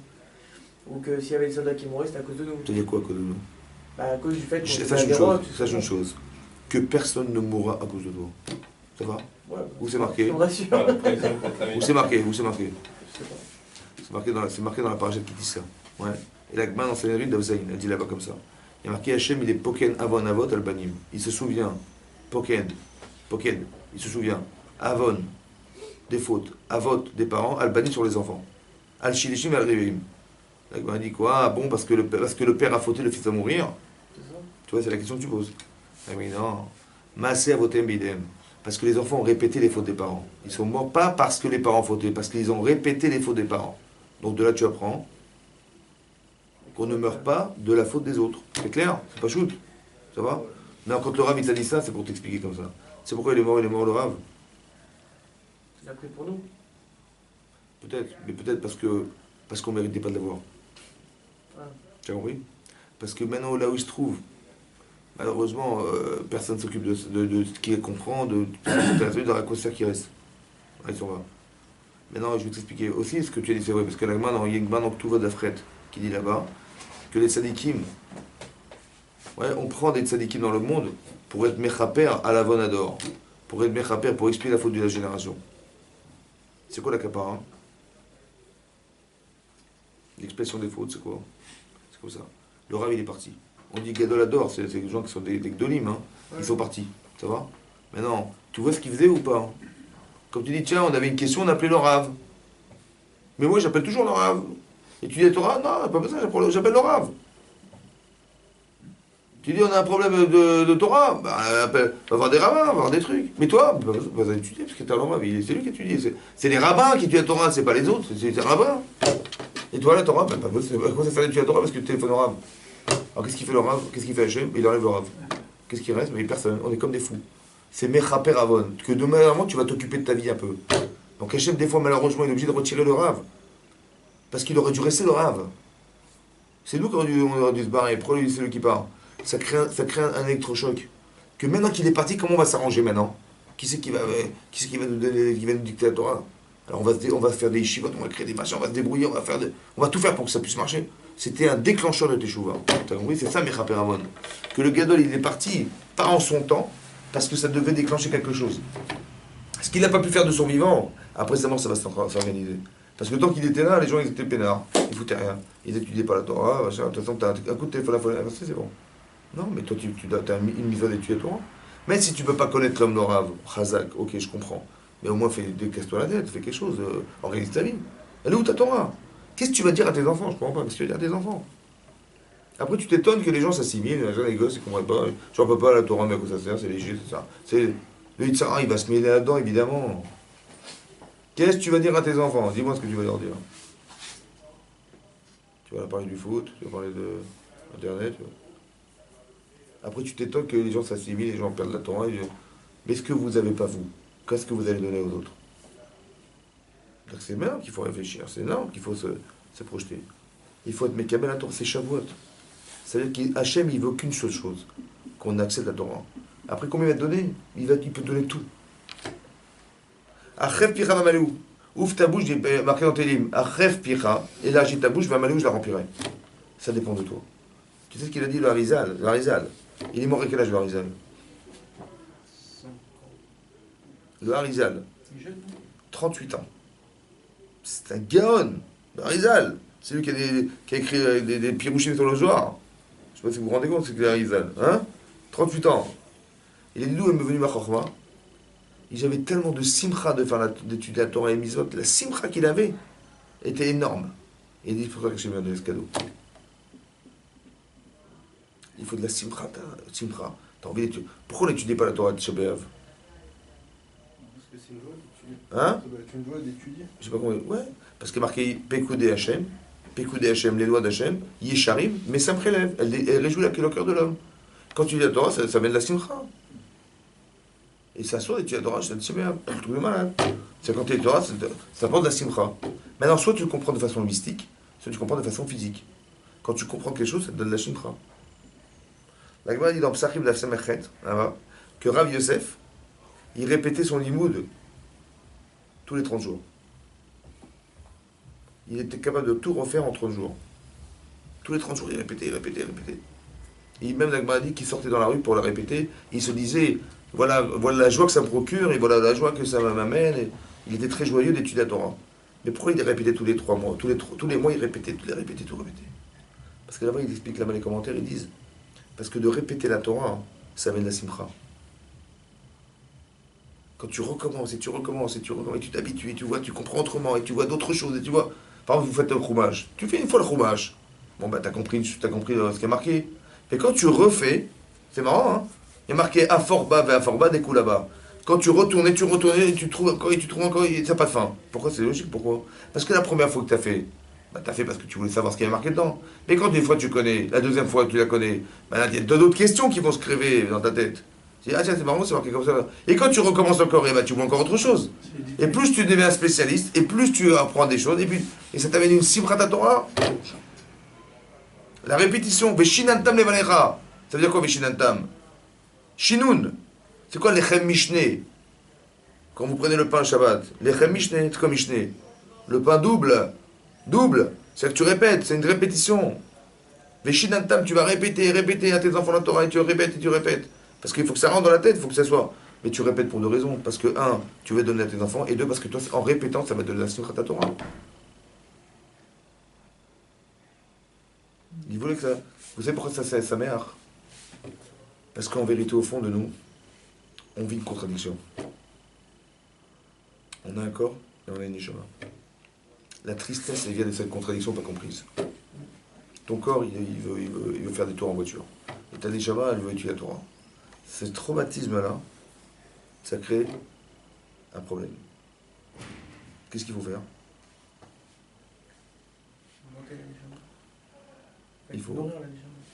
Il faut. Ta neshama est pleine, hein, t'inquiète pas pour elle. Il faut que ton corps, il s'intéresse à ce que ta neshama, elle renvoie comme message. Si tu arrives à avoir la simcha de la Torah, que ton corps il a envie, alors tu as tout gagné.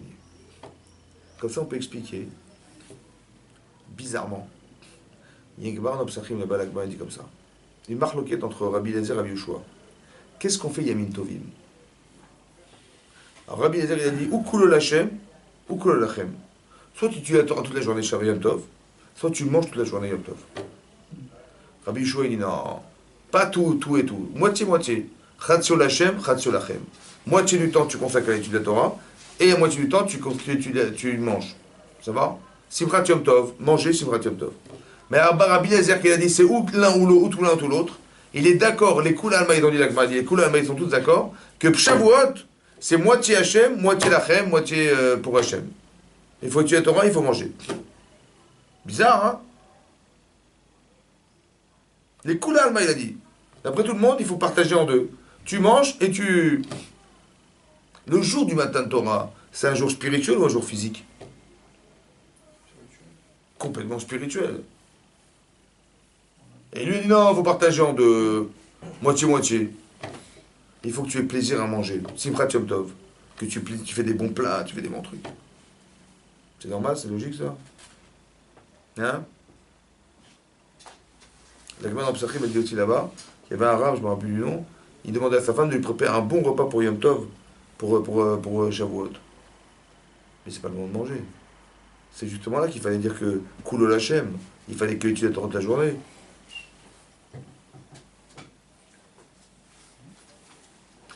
La Gemara dans Bechukotai, la Torah dans Bechukotai, dans Parashat Kitavo. Il y a combien de clalot dans la Torah là-bas? Il y a une malédiction, combien? 98. Ouais. Parashat Kitavo. On lit la Parashat Bechukotai avant Shavuot pour rappeler les clalot. Aussi dans Bechukotai il y avait des clalot. Pourquoi faire? Parce que toutes les clalot elles sont arrivées, dit la Torah, Tachat, Asher, Lo Avata, Et Hashem, Elokecha, Besimcha, ou Betuv Levav, Merov Kol. Tachat, parce à la place de quoi? Asher Avat, Lo Avata, tu n'as pas servi Hashem. Besimcha. Ou Betuv Levav, avec un bon cœur, Merov Kol, alors que je t'ai donné tout ce que je t'ai donné. Tu n'as pas été sa mère. Toutes les clalotes, elles viennent parce qu'on n'avait pas la joie de faire l'épisode avec Simcha. À cause de quoi on ne fait pas Besimcha, à votre avis? Pourquoi ça ne m'intéresse pas? Pourquoi j'ai pas le temps? Je me préoccupe pas. Je comprends pas. Hein? Je comprends pas la portée. À cause de quoi? C'est sans fini. Le corps. À cause de ton corps. Ton corps, il n'est pas intéressé. C'est ton corps qui a un problème. Tu sais ce que tu vas faire? Tu vas manger pour Shavuot. Tu vas faire un repas de malade pour Shavuot. Ton vrai problème en vérité, c'est pourquoi tu n'acceptes pas la Torah? On a du mal à accepter, ou on accepte qu'on peut, parce qu'on a d'autres préoccupations qui sont physiques. Il faut que ton corps, il ait la simcha. Alors tu vas bien manger. En vérité, il fallait pas manger. C'est moi, à cause de ton corps, tu vas manger. Bébé simcha. Toi, tu vas étudier la Torah. Pourquoi? Parce qu'il va se passer comme ça. Ton corps, il n'a pas envie de venir au matin de Torah, ça l'intéresse pas. Il préfère faire le vaudor, lui. C'est ce que je veux dire. Tu dis, tu sais ce qu'on va faire? On va venir à cette salle là-bas. La salle où il y a la Torah là-bas. Tu vois, là-bas, la salle là, ils ont fait un spectacle incroyable. On va manger de folie. Ah bon? Ah, moi, j'y vais. C'est comme une synagogue. On va l'endormir. C'est une synagogue. On va l'endormir, ton corps. Une synagogue. S'il n'y a pas de kidouche, les gens ils viennent ou quoi? Ah non. Ils vont manger, ils vont prier ailleurs. Pas intéressant. Ça dépend du kidouche. La taille de la synagogue et des gens qui prient, elle dépend du kidouche. Tu vois? C'est comme ça. Tu fais pas de kidouche, tu fais des cacahuètes, tu dis bon, bah, bon, s'il n'y a pas d'autres synagogues, il y a d'autres synagogues, où est-ce qu'on. Si déjà. Mais c'est dingue, c'est comme ça, malheureusement c'est comme ça. C'est-à-dire que la simcha, hein, ton corps il comprend pas, mais c'est comme ça, c'est ton corps qui l'exige. C'est lui qui va déterminer où tu vas aller. Tu sais quoi? On va tromper son corps en fait. C'est marrant, c'est comme ça, on va tricher avec son corps. On va lui dire, va là-bas, on va bien manger. Mais quand tu vas aller là-bas, qu'est-ce que tu vas faire? Bah tu vas prier. Jusqu'à ce qu'un jour tu vas dire, attends, je suis pas venu pour qu'il douche quand même. Maintenant que j'ai étudié la Torah, maintenant que j'ai vu les cours, maintenant que j'ai prié comme maintenant que j'ai vu les rabbinim, maintenant que j'ai vu les amis, comment ils sont dans la Torah et tout ça. À la fin, comment tu as goûté à la Torah, tu dis, ah, pas venir pour le guidouche. Ou quand les gens ils viennent pour le guidouche, c'est honteux. Bah. Mais c'est parce que tu es venu, mais pourquoi tu es venu au départ? Parce qu'il y avait qui douche. Pourquoi tu vas. Tu comprends? On est en train de tromper son corps en fait, c'est incroyable. C'est une ramaout, quoi, c'est une tromperie, une tricherie, quoi. Mais c'est la seule manière que tu avais. Tu vas pas faire les Shem Shamaim. Mais c'est normal, tu peux pas faire les Shem Shamaim, c'est impossible. C'est comme si tu vas dire à un type de venir à la synagogue, les Shem Shamaim, au début, il ne peut même pas lire. Donc tu vas venir par intérêt personnel. Mais détourne l'intérêt, c'est pas grave. Détourne l'intérêt, c'est pas grave. Pour peu que tu puisses atterrir là-bas. Maintenant que tu es venu une fois, 2 fois, 10 fois, 15 fois, 30 fois, mais après le plaisir, il est autre. C'est un plaisir spirituel. Shavuot, il faut qu'on accède à Torah. Mais t'as pas envie d'y aller. Bon, tu es obligé parce que t'as pas le choix. Hein. On te met la montée sur la tête, comment tu vas faire? En fait, t'as pas de plaisir. On te dit, si tu fais pas les visites, ce qui va se passer, le monde va se détruire. Mais quand tu rentres dans l'étude de la Torah, et quand tu commences à comprendre, et quand tu vois ce que tu as à t'apporter, et comment psychologiquement ce que tu as te permet d'accéder, et comment tu vois que tes enfants, quand ton fils il revient de l'école, il dit Advar Torah, mais c'est fantastique. Cette simcha-là, elle n'a pas de prix. Et ben c'est ça qu'on veut atteindre à Shavuot, c'est que tu l'acceptes. Alors tu vas manger et tu vas te faire plaisir. Tu vois? Le plaisir de fêter le don de la Torah. Mais ça, c'est le langage de ton corps. Toi, tu as un autre langage dans ta tête. C'est que tu veux étudier la Torah parce que ça t'intéresse. Mais malheureusement, la part du gain, il est physique.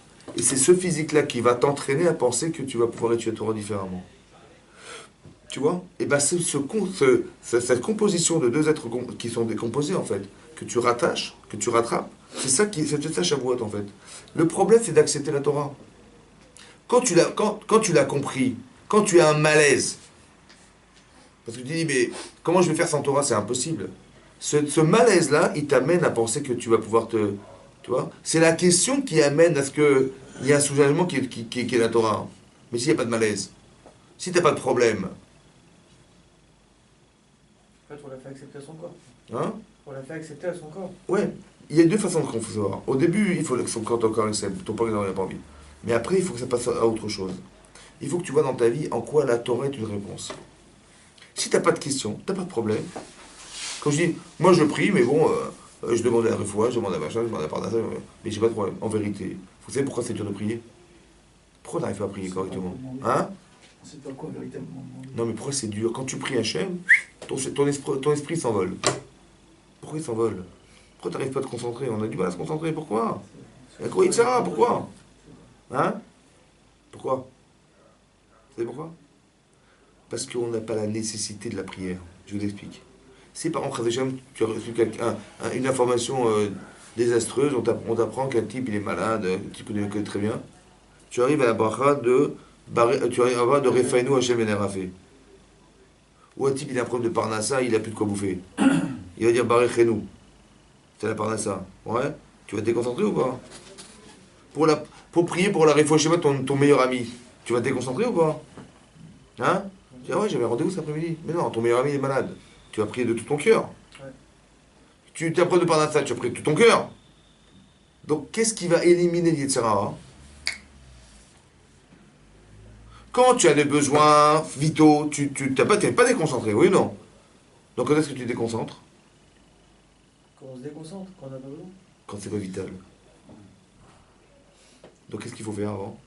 Ouais, mais des Il trucs. faut réfléchir en quoi chaque bracha qui est marquée dans la tefila, elle est vitale. Est-ce que tu peux te passer du da'at? Est-ce que tu peux passer de la slicha d'Hachem? De la teshuva? Est-ce que tu peux passer de la refoua? Est-ce que tu peux passer de la beracha de la parnassa? Est-ce que tu peux te passer du fait que tout le monde il se retrouve en Israël, etc., etc. Tu peux t'en passer? Mais non, tu sais pourquoi on échappe? Parce que, bon, ça va. Si par exemple tu lis la Torah, tu comprends pas tout. Donc tu comprends rien. Tu dis, attends, Hachem, tu pleures de ne pas comprendre. Quand tu comprends à quoi ça te sert, et que sans elle tu peux pas vivre, et que le monde il peut dépendre de ça, mais tu pleures de ne pas comprendre. Donc tu dis, Hachem, t'as rien d'Aldat. Donc t'as du Yetzirah à ce moment-là, t'en as plus. Donc c'est parce que, est-ce que tu sens nécessaire la tefila? Ou tu dis, parce que bon, il faut faire plaisir à Dieu, c'est comme tu mets de filet, tu pries Hachem. Donc ça n'a aucun rapport. Hachem, il a fait exprès on ait des carences pour qu'on ait besoin de lui. Et si tu ne sens pas la carence, mais jamais tu lui téléphoneras. Donc tu auras dû être ça. Donc c'est quoi les tsaras de la tefila? C'est le baromètre qu'au final, on prie sans intérêt. Tu as compris? Il faut que tu réfléchisses avant de prier. Qu'est-ce que tu vas lui demander? Qu'est-ce qui est nécessaire que tu lui demandes? Par exemple, tes enfants, ils partent à l'école. Tu les suis, toi? Tu vois qui fréquentent, qui parlent et tout? Tu demandes ou pas? Tu veux que tes enfants soient des tamidei chamim, mais c'est pas gratuit. Hein. Des fois, il faut pleurer, des fois, pour que ça arrive. T'as envie que tes enfants ils soient dans la Torah et Mitzvot? Là, on a fait la prière du Shla, là, cette semaine, là, aujourd'hui. Là. Hein, vous avez fait ou pas? Qu'est-ce qui est marqué là-bas? Là, on espère que nos enfants ils seront dans la Torah et Mitzvot. Je veux que mes enfants, mes petits-enfants, il n'y ait pas de psoulim, des gens qui vont se mettre avec des goyotes, avec des mamzerim, avec des machins, je sais pas. Tu pries Hachem pour ça ou pas? Tu veux que tes enfants cachers? Mais toi, tu contrôles rien. Tu vas aller à l'école toute la journée pour voir ce qui se passe là-bas. Tu vas aller travailler pour ça. Qu'est-ce que tu fais alors? Ben, tu pleures que Hachem il va exaucer ta prière. Mais quand tu pleures pour quelque chose d'un Yitzhara, tu dis, ah, cet après-midi j'ai rendez-vous avec quelqu'un. Mais non. Donc c'est-à-dire qu'on n'est pas concerné, malheureusement. Il faut que tu sois concerné par ce qui se passe. Ça te parle ou pas? Mais sans Hachem, tu peux rien faire, mon vieux. Si ça ne te concerne pas, ben dans ta fila, tu vas t'envoler. Mais si ça te concerne, tu ne peux pas t'envoler. Donc le baromètre de ta kavala, elle dépend de l'intérêt que tu as d'être concerné par ce que tu dis. C'est pas chouette. C'est marrant, il y a un Yitzhara. Pourquoi Yitzhara dans la prière? Parce que si tu arrives à créer le lien avec Hachem dans la prière, le Yitzhara, il disparaît. Hein? Il meurt. Donc ça l'intéresse pas, lui. Oui. C'est pour ça qu'il faut faire. C'est pour ça que tu vois, tu te rends compte. Si un type il te dit, mais Sarah, c'est l'invention des psychologues, ça c'est des trucs. Ben fais la prière, vas-y. Essaye, vas-y. Si tu arrives, c'est pas psychologique. C'est pas vrai. C'est là que tu vois qu'il existe les Sarah. Parce qu'essayer de prier normalement, vas-y, c'est très très dur. 5 pages, c'est rien, 5 pages. Bilan. On n'arrive pas. Barati et Tzara, la Torah, c'est le remède au Yetzirah. Donc plus tu es à la Torah, et plus tu te sens bien. Et plus tu arrives à comprendre, et plus tu te dis, mais bien sûr, et tu rentres dans une autre logique, carrément une autre logique. Mais tant que tu n'es pas rentré dedans, c'est impossible, tu ne peux pas l'inventer, cette logique, tu peux pas. Tu n'as jamais été à l'école. Tu n'as jamais été à la Torah, mais comment tu vas... Ça s'invente pas, ces choses-là. Impossible. Mais c'est pas trop tard, c'est pas grave. Tu commences un petit peu tous les jours, un petit peu. Tu te consacres un peu d'études, et il faut profiter de Shavuot pour prendre sur soi. Pourquoi on fait la veille à votre avis? Pourquoi on fait la veille de Shavuot à quoi ça sert? C'est pour faire. Pour dire tu peux veiller une nuit dans ta vie pour l'étude à Torah. Tu peux ou pas? Alors pourquoi tu ne peux pas répéter ça? Pourquoi tu ne peux pas t'investir un jour? Tu es capable une fois dans ta vie de faire, une fois dans l'année de t'investir une nuit dans l'année. Tu peux faire. Et pourquoi tu ne pourrais pas le faire autrement? Peut-être pas autant que ça, mais tu peux faire un peu tous les jours. C'est pour donner l'amour de la Torah qu'on a fait ça. Que tu as envie d'étudier la Torah, tu as envie de... Tu vois? Et que tu en as marre de pas savoir. Il y en a marre de rien connaître. Peut-être on fait des milliers d'avérotes parce qu'on connaît rien du tout. Il y en a marre, ça suffit. Il faut se dire un jour, ça suffit. Donc on va faire un peu même, comment ça peut être roumage, ça peut être... Au moins tu connais un peu le roumage, un peu la Torah, un peu de Rashi, un peu, je sais pas moi, un peu d'Alacha, un peu d'Alacha. Faites des cours d'Alacha, faites des cours de choses. Il faut commencer à décanter un petit peu. Pour pas rester des ignorants toute notre vie, quoi. C'est pas juste. Donc le jour du matin Torah, c'est ça. Et sache que ça, c'est un cadeau fantastique. Et sache que maintenant, tu prends de l'ampleur et ça te soigne, en plus, intérieurement. Et en plus, ça permet au monde d'exister autour de toi. Donc c'est extraordinaire. La simcha que le monde existe grâce à toi, c'est pas une grande joie, ça? Hein? Tu fais un cours de Torah, tu vois, tu vois le monde, il tourne grâce à toi. Ça fait un peu présomptueux. Hein? C'est un peu présomptueux comme ça. Regarde, il y a une C'est comme ça, hein, tout simplement. Tu as raison, mais écoute-moi bien. C'est présomptueux parce que tu n'as pas la conscience de ce que tu vaux. Oui, voilà. Écoute-moi bien. Il y a marqué la Gemara dans Sanhedrin. Sanhedrin. Il y a une Mishnah dans Sanhedrin qui dit là-bas, la Flamet Zayin, elle dit là-bas, hein, que quand deux témoins, ils viennent au Beddin, ils veulent condamner à mort quelqu'un. Qu'est-ce que font les Dayanim, les juges? Ils sont ma'aminim alayhem, ils leur font peur. Ils leur disent quoi? Ils viennent accuser, peut-être qu'ils, ou ils ont raison, et il faut tuer la personne, et s'ils ont tort, c'est un crime. Donc on ne sait pas. Qu'est-ce que les Mishnah dit? On est ma'amin alayhem, on leur fait peur. Qu'est-ce qu'on leur fait peur? On dit, tu sais pourquoi Hachem il a créé l'homme seul? Adam Arishon, il a créé tout seul. Pourquoi? Pourquoi il n'a pas créé un couple? La Gemara dit, Mishnah dit, parce que s'il était mort, c'est pas un homme qui serait mort, c'est l'humanité que lui contenait qui serait mort. Faites attention, que quand vous tuez un homme, vous tuez un monde. Ça va? C'est ça, Ma'amin, on refait de la morale. Il y a marqué dans la Torah hein, que quand Caïn il a tué Abel, qu'est-ce qu'il lui a dit Hachem? Dme achicha tsoakim elai. Les sangs de tes frères crient vers moi. Et la Mishnah ramène cet exemple pour dire que quand il a tué un homme, il n'a pas tué un homme, il a tué les sangs de son frère, au pluriel, S-A-N-G-S, pour dire qu'il a tué tout ce qui devait descendre de Abel. Lui, il croit qu'il avait tué un homme, il a tué des millions de personnes, ça fait un génocide carrément. Ah, si t'avais fait un génocide, t'aurais tué, non. Tu comprends pas? Les fichar, dit la Mishnah. Tu entends? C'est pour cela, dit la Mishnah. Chayav Adam Lomar. Chayav. Ça veut dire quoi, Chayav? Obliger un homme de dire Bishvi Nivrolam. Tu entends ou pas? Tu entends ou pas? C'est osé quand même, non? Chayav Adam Lomar. Chayav Adam Lomar. Bishvi Nivrolam. Parce que tu portes un monde en toi. Chayav. Maintenant, est-ce que tu vois rien ou tu vois quelque chose? Hein? Dis-moi, est-ce qu'il y a quelqu'un qui te ressemble dans le monde? Exactement comme toi. Hein? Ça existe ou pas? Est-ce que tu n'es pas seul dans le monde? Est-ce que tu peux dire que tu es seul avec Hachem, dans l'univers? Puisque personne... On est des milliards. Mais si tout le monde se ressemblait... Alors on se fait une somme de crayons. On est tous les mêmes crayons. Mais on n'est pas des mêmes crayons. Donc est-ce que ce pasouk-là, ce passage dans la Mishnah qui dit Chayav Adam Olam Bishvi Nivrolam, est-ce que individuellement, tu n'es pas seul avec Hachem dans tout l'univers? Tu es comme à la Marichonne. Mais il faut y croire à ça. Chayav Adam Lomar. C'est-à-dire que tu as une chashivut. Je vais t'expliquer un truc. Écoute-moi bien. Quand Hachem il a créé l'homme dans l'univers, c'était stupide. C'est trop grand.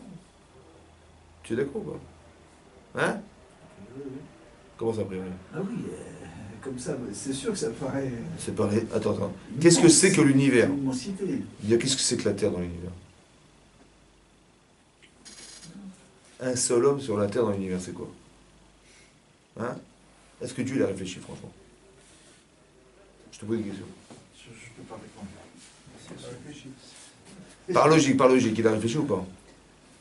Évidemment, il me semble que oui. Par logique, ça dépend. Hein. Si c'est une logique contraire, évidemment que ça paraît illogique.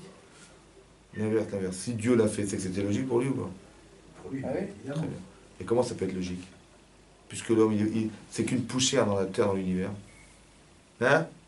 Comment tu comprends? Il est une poussière ou pas? Hein? Il est une poussière ou pas? Hein? Oui, bien sûr. Donc Dieu, il est fou, quoi. Il a mis une poussière dans l'univers. Si c'est logique, si Dieu, il a mis un homme sur la terre dans l'univers, c'était petit ou c'était grand? L'homme, il est petit ou il est grand? Logique. Le sens logique, en sens logique, oui, puisqu'il va créer le monde. C'est lui qui Il a créé l'univers. Pour toi, tu dis c'est pas logique, c'est inadapté. Mais si Hachem il a créé, c'est que c'était adapté ou pas? Ben, bien sûr que oui. Donc tu vaux combien? Donc, combien tu vaux? Mais ça, c'est pas osé de le dire. Tu vaux l'univers. Écoute, je vais te dire pourquoi tu vaux l'univers. Écoute-moi bien. Écoute-moi bien. Un homme dans l'univers, c'est quoi? Un corps humain dans l'univers, c'est quoi? Poussière. Poussière. Oui, non? Qu'est-ce qu'il y a dans ton corps? Il y a quoi dans ton corps? Neshama. Neshama, oui. Combien de mesure? Ah, oui, ça n'a pas de taille. Donc le monde est trop petit ou trop grand? Non. Hein? Non. Ta Neshama, elle a quelle taille? Elle est infinie. Donc le monde dans lequel elle est trop petit ou trop grand? L'univers est trop petit ou trop grand pour elle? Ta Neshama est infinie. Oui, ah oui, d'accord. Donc le monde est trop petit ou trop grand? Compliqué. Hein? C'est compliqué. Ton monde, le monde est trop petit ou trop grand pour elle? Trop petit. Trop petit, je sais pas, trop petit, trop grand, je Perturbez pas.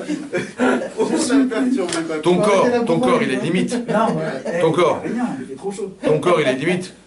Ton corps, il est limite. Mais t'as des chamans. Ah oui, L'univers pour ton corps, il est trop grand. Mais pour tes chamans, il est trop petit. C'est ce qu'on t'a dit dans la Torah. Arrête de réfléchir corporel. Parce que tu dis, mais c'est osé de dire. Parce qu'on réfléchit corps. Tu as raison, mais c'est malheureux. Il faut réfléchir des chamans spirituels. Et là, tu vas te rendre compte que c'est trop petit. Tu as compris ce que je veux dire? Que quand tu te rends compte en vérité de ce que tu représentes pour Hachem, Hachem, il voit pas ton corps. Il voit, ton corps, c'est rien, ton corps. Ton corps, c'est ce qui te fait obstacle. Mais étudie la Torah, et tu vas voir que tu es énormissime. Pourquoi tu es énorme? Parce qu'Hachem, il te donne un corps énorme, puisqu'il te donne la Torah avec. Tu comprends? C'est ça qu'il faut retenir. Ouais. Il faut être armé pour penser comme ça. Hein? Il faut être bien armé pour penser comme ça. C'est ça le travail. Tu vois? C'est d'arriver un jour à dire, Bishvili Nivarlam. C'est dur à dire. Hein? Il faut se convaincre. Et je t'explique un truc. Quand tu pries Hachem, imagine-toi, tu as un type à côté de toi, c'est le plus grand milliardaire du monde. Tu te sens fort ou tu te sens faible? Il tombe ton bras droit. Comment tu te sens? Ça dépend dans quel état je suis. T'as Trump en face de toi. Trump, c'est ton meilleur copain. Et t'as sa carte de crédit de Trump. Ça va? Comment tu te sens faible ou tu te sens fort? Ah, t'en fort, hein. Allô? Oui, certainement, évidemment. Oui, Bon, là, merci. c'est logique quand même. Très bien. Si t'es Hachem avec toi, t'es un Ben Israël. T'es mamine ou pas? T'es un Ben Israël. T'es Hachem avec toi. Tu te sens petit ou tu te sens grand? Tu dis, c'est osé de croire, c'est osé de dire. Non, j'ai pas dit. Ah, mais t'as raison, mais t'as raison. C'est nuancé quand même. Mais t'as raison à 100%. T'as raison, mais seulement il faut comprendre derrière tout ça que c'est ça le matin de Torah. Tu te rends compte de ce qu'on a gagné ou pas? D'accord. Il faut arriver à réfléchir dans ce sens. T'as le bon Dieu avec toi. Je sais. Quand tu pries Hachem, Est-ce qu'on a ce mérite? si c'était faux, Il y a des grands et on n'a pas ce mérite encore. On sait, heureusement qu'on sait doser à peu près ce qu'on vaut dans ce sens-là. mais pourquoi tu Il ne veux faut pas se prendre la tête, il ne faut pas non plus. Achef, il est marqué dans tes livres, Achef picha mamaleu. Élargis ta bouche, la remplirai. T'as pas le droit de penser comme ça. Écoute-moi bien. Les Sheva Brachot. Il y a une des brachot, on dit, Samer Tesamach, Re'im Aouvim. On demande à Hachem, tu réjouiras, Re'im, ses amis là, on parle des Khatanim, Aouvim qui sont aimés. Kesamechacha, comme tu as réjoui, Began et Tserecha, tes créatures, Began et Milikedem. Comme tu as réjoui qui? Au Gan Eden. Le premier couple de l'humanité, c'était Adam et Chava. Je te demande en 2017, le 25 mai, de réjouir les Khatanim comme tu les as réjouis il y a 5777 ans, la première fois de ta vie. Ça va? C'est quoi ça? On demande là-bas, tu vas réjouir des Khatanim comme tu as réjoui pour la première fois Adam et Chava dans le Gan Eden. Qu'est-ce que tu demandes à Hachem? C'est ce que tu demandes? Tu demandes le top. T'as compris ce que je te dis? Il faut arrêter de demander rien. Ou demander, on n'est pas, qu'est-ce qu'on est nous, on est zéro, on est machin. Tu demandes le top du top. T'as compris? Tu demandes le top du top. Tu vas être je dis, je demande à Hachem la chorma la plus grande du monde. Je demande, parce que j'ai envie de savoir, j'ai envie de truc. En vérité, cette porte, elle est fermée, mais ouvre-la. Pourquoi tu te comprends ce qu'on sent? Pourquoi on se contente du minimum? On dit, on n'est rien. On se contente pas. Mais si on se contente, on dit, voilà. Mais non, mais il faut arrêter ça. Il faut dire, Hachem, mais je veux apprendre de la Torah Kula, moi. Je veux tout connaître, je veux tout savoir. Je te dis, le Harizal, il a dit, j'étais tellement heureux de l'épisode, il a déjà mis ouvert les portes. Mais c'est psychologique, c'est comme ça. Parce qu'on dit, il y a marqué dans les Chazal, Chaya Madame Ram, Mishvi Abraham. Mais là, c'est pas pour nous. T'as raison, c'est vrai que c'est dur à accepter. Mais c'est pour ça qu'on étudie la Torah. Pour dire Chaya Madame Ram, Mishvi Abraham. Mais j'ai un partenaire, c'est Hachem. Demain, ça va dire. Tu vois, quand un type il est important, il fait pas n'importe quoi de sa vie, on est d'accord ou pas? Mais on est Chashouvim. Et ça, il va nous rendre des zéros, mais on n'est pas loin. On est Chashouv, on est important. Il faut retenir cette chose-là. Tu as été choisi par Hachem. Tu es juif. Hachem, il a mis dans son répertoire, il a mis ton nom. Les autres, il n'y avait pas. Il a un petit répertoire de 15 millions de personnes, et dedans, tu fais partie de la liste. Donc, c'est pas n'importe qui, oh. Sur 7 milliards, hein. En favori. T'as entendu? Tu fais partie de la liste. Est-ce qu'on peut comprendre? J'avais écouté un cours une fois au sujet de le Dieu d'Abraham, le Dieu d'Isaac, le Dieu de Jacob. Il aurait pu dire, on pourrait dire, Mon facteur commun. vous êtes le Dieu d'Abraham et de Jacob. Ouais. Donc c'est peut-être pour ça qu'on dit le Dieu d'Abraham, Pour le dire Dieu quoi? d'Isaac et le Dieu de Jacob. Pour dire quoi? Pour dire La répétition, que le monde est fait pour chacun de nous. Ouais, c'est vrai. On peut Ouais. penser comme ça. Ouais, c'est bien sûr. Ouais. Comme c'est marqué là-bas, parce que marqué là-bas, et on aurait pu mettre en facteur commun. Parce qu'il n'y a pas trois dieux, il n'y en a qu'un. Donc il fallait dire Dieu d'Abraham, ça revient quand on dit Voilà. Dieu d'Abraham, quoi, qui est pas Dieu d'Israël. Et le Dieu d'Israël. Mais non, il fallait mettre en facteur commun. Oui, Parce qu'il n'y a pas trois dieux, il n'y en a qu'un. oui. Donc là, Évidemment, on donc explique. c'est ce qui laisse à penser qu'effectivement, on peut. C'est vrai. on peut avoir Il y a d'expliquer aussi comme ça que tu sais d'où tu connais le chesed d'Hachem. Combien c'est grand le chesed d'Hachem, tu laisses fait partir d'Abraham. C'est Abraham qui l'a développé le chesed. Donc à travers Abraham, c'est tzaddik, tu as compris le chesed d'Hachem. À travers Yitzhak, tu as compris la gvura, combien Hachem il se retient. Et combien Hachem il est émet, tu l'as compris avec eux. Et Eloké Abraham, Eloké Yitzhak Yaakov. Le émet d'Hachem, tu l'as trouvé à travers cet homme Yaakov. C'est ça qu'on dit les Avot sont Merkava, sur le support d'Hachem. Support, ça veut dire Hachem, c'est pour expliquer que grâce à eux, on a compris des choses. Tu as compris? C'est pareil. Mais c'est-à-dire que chacun il a une entité en soi. Il n'y a personne personne n'est irremplaçable. Personne n'est remplaçable. Tu es irremplaçable. Tu as une couleur, tu as une tête, tu as quelque chose, tu as comment dire, dans la page qu'on va lire, ouais. l'ADN, non? Hein? L'ADN, ça vient de là? Bien sûr, ouais, Adon, ADN. Chazak, messieurs, Chazak. Allez, bonne fête de Shavuot, Hashem. Il y a deux personnes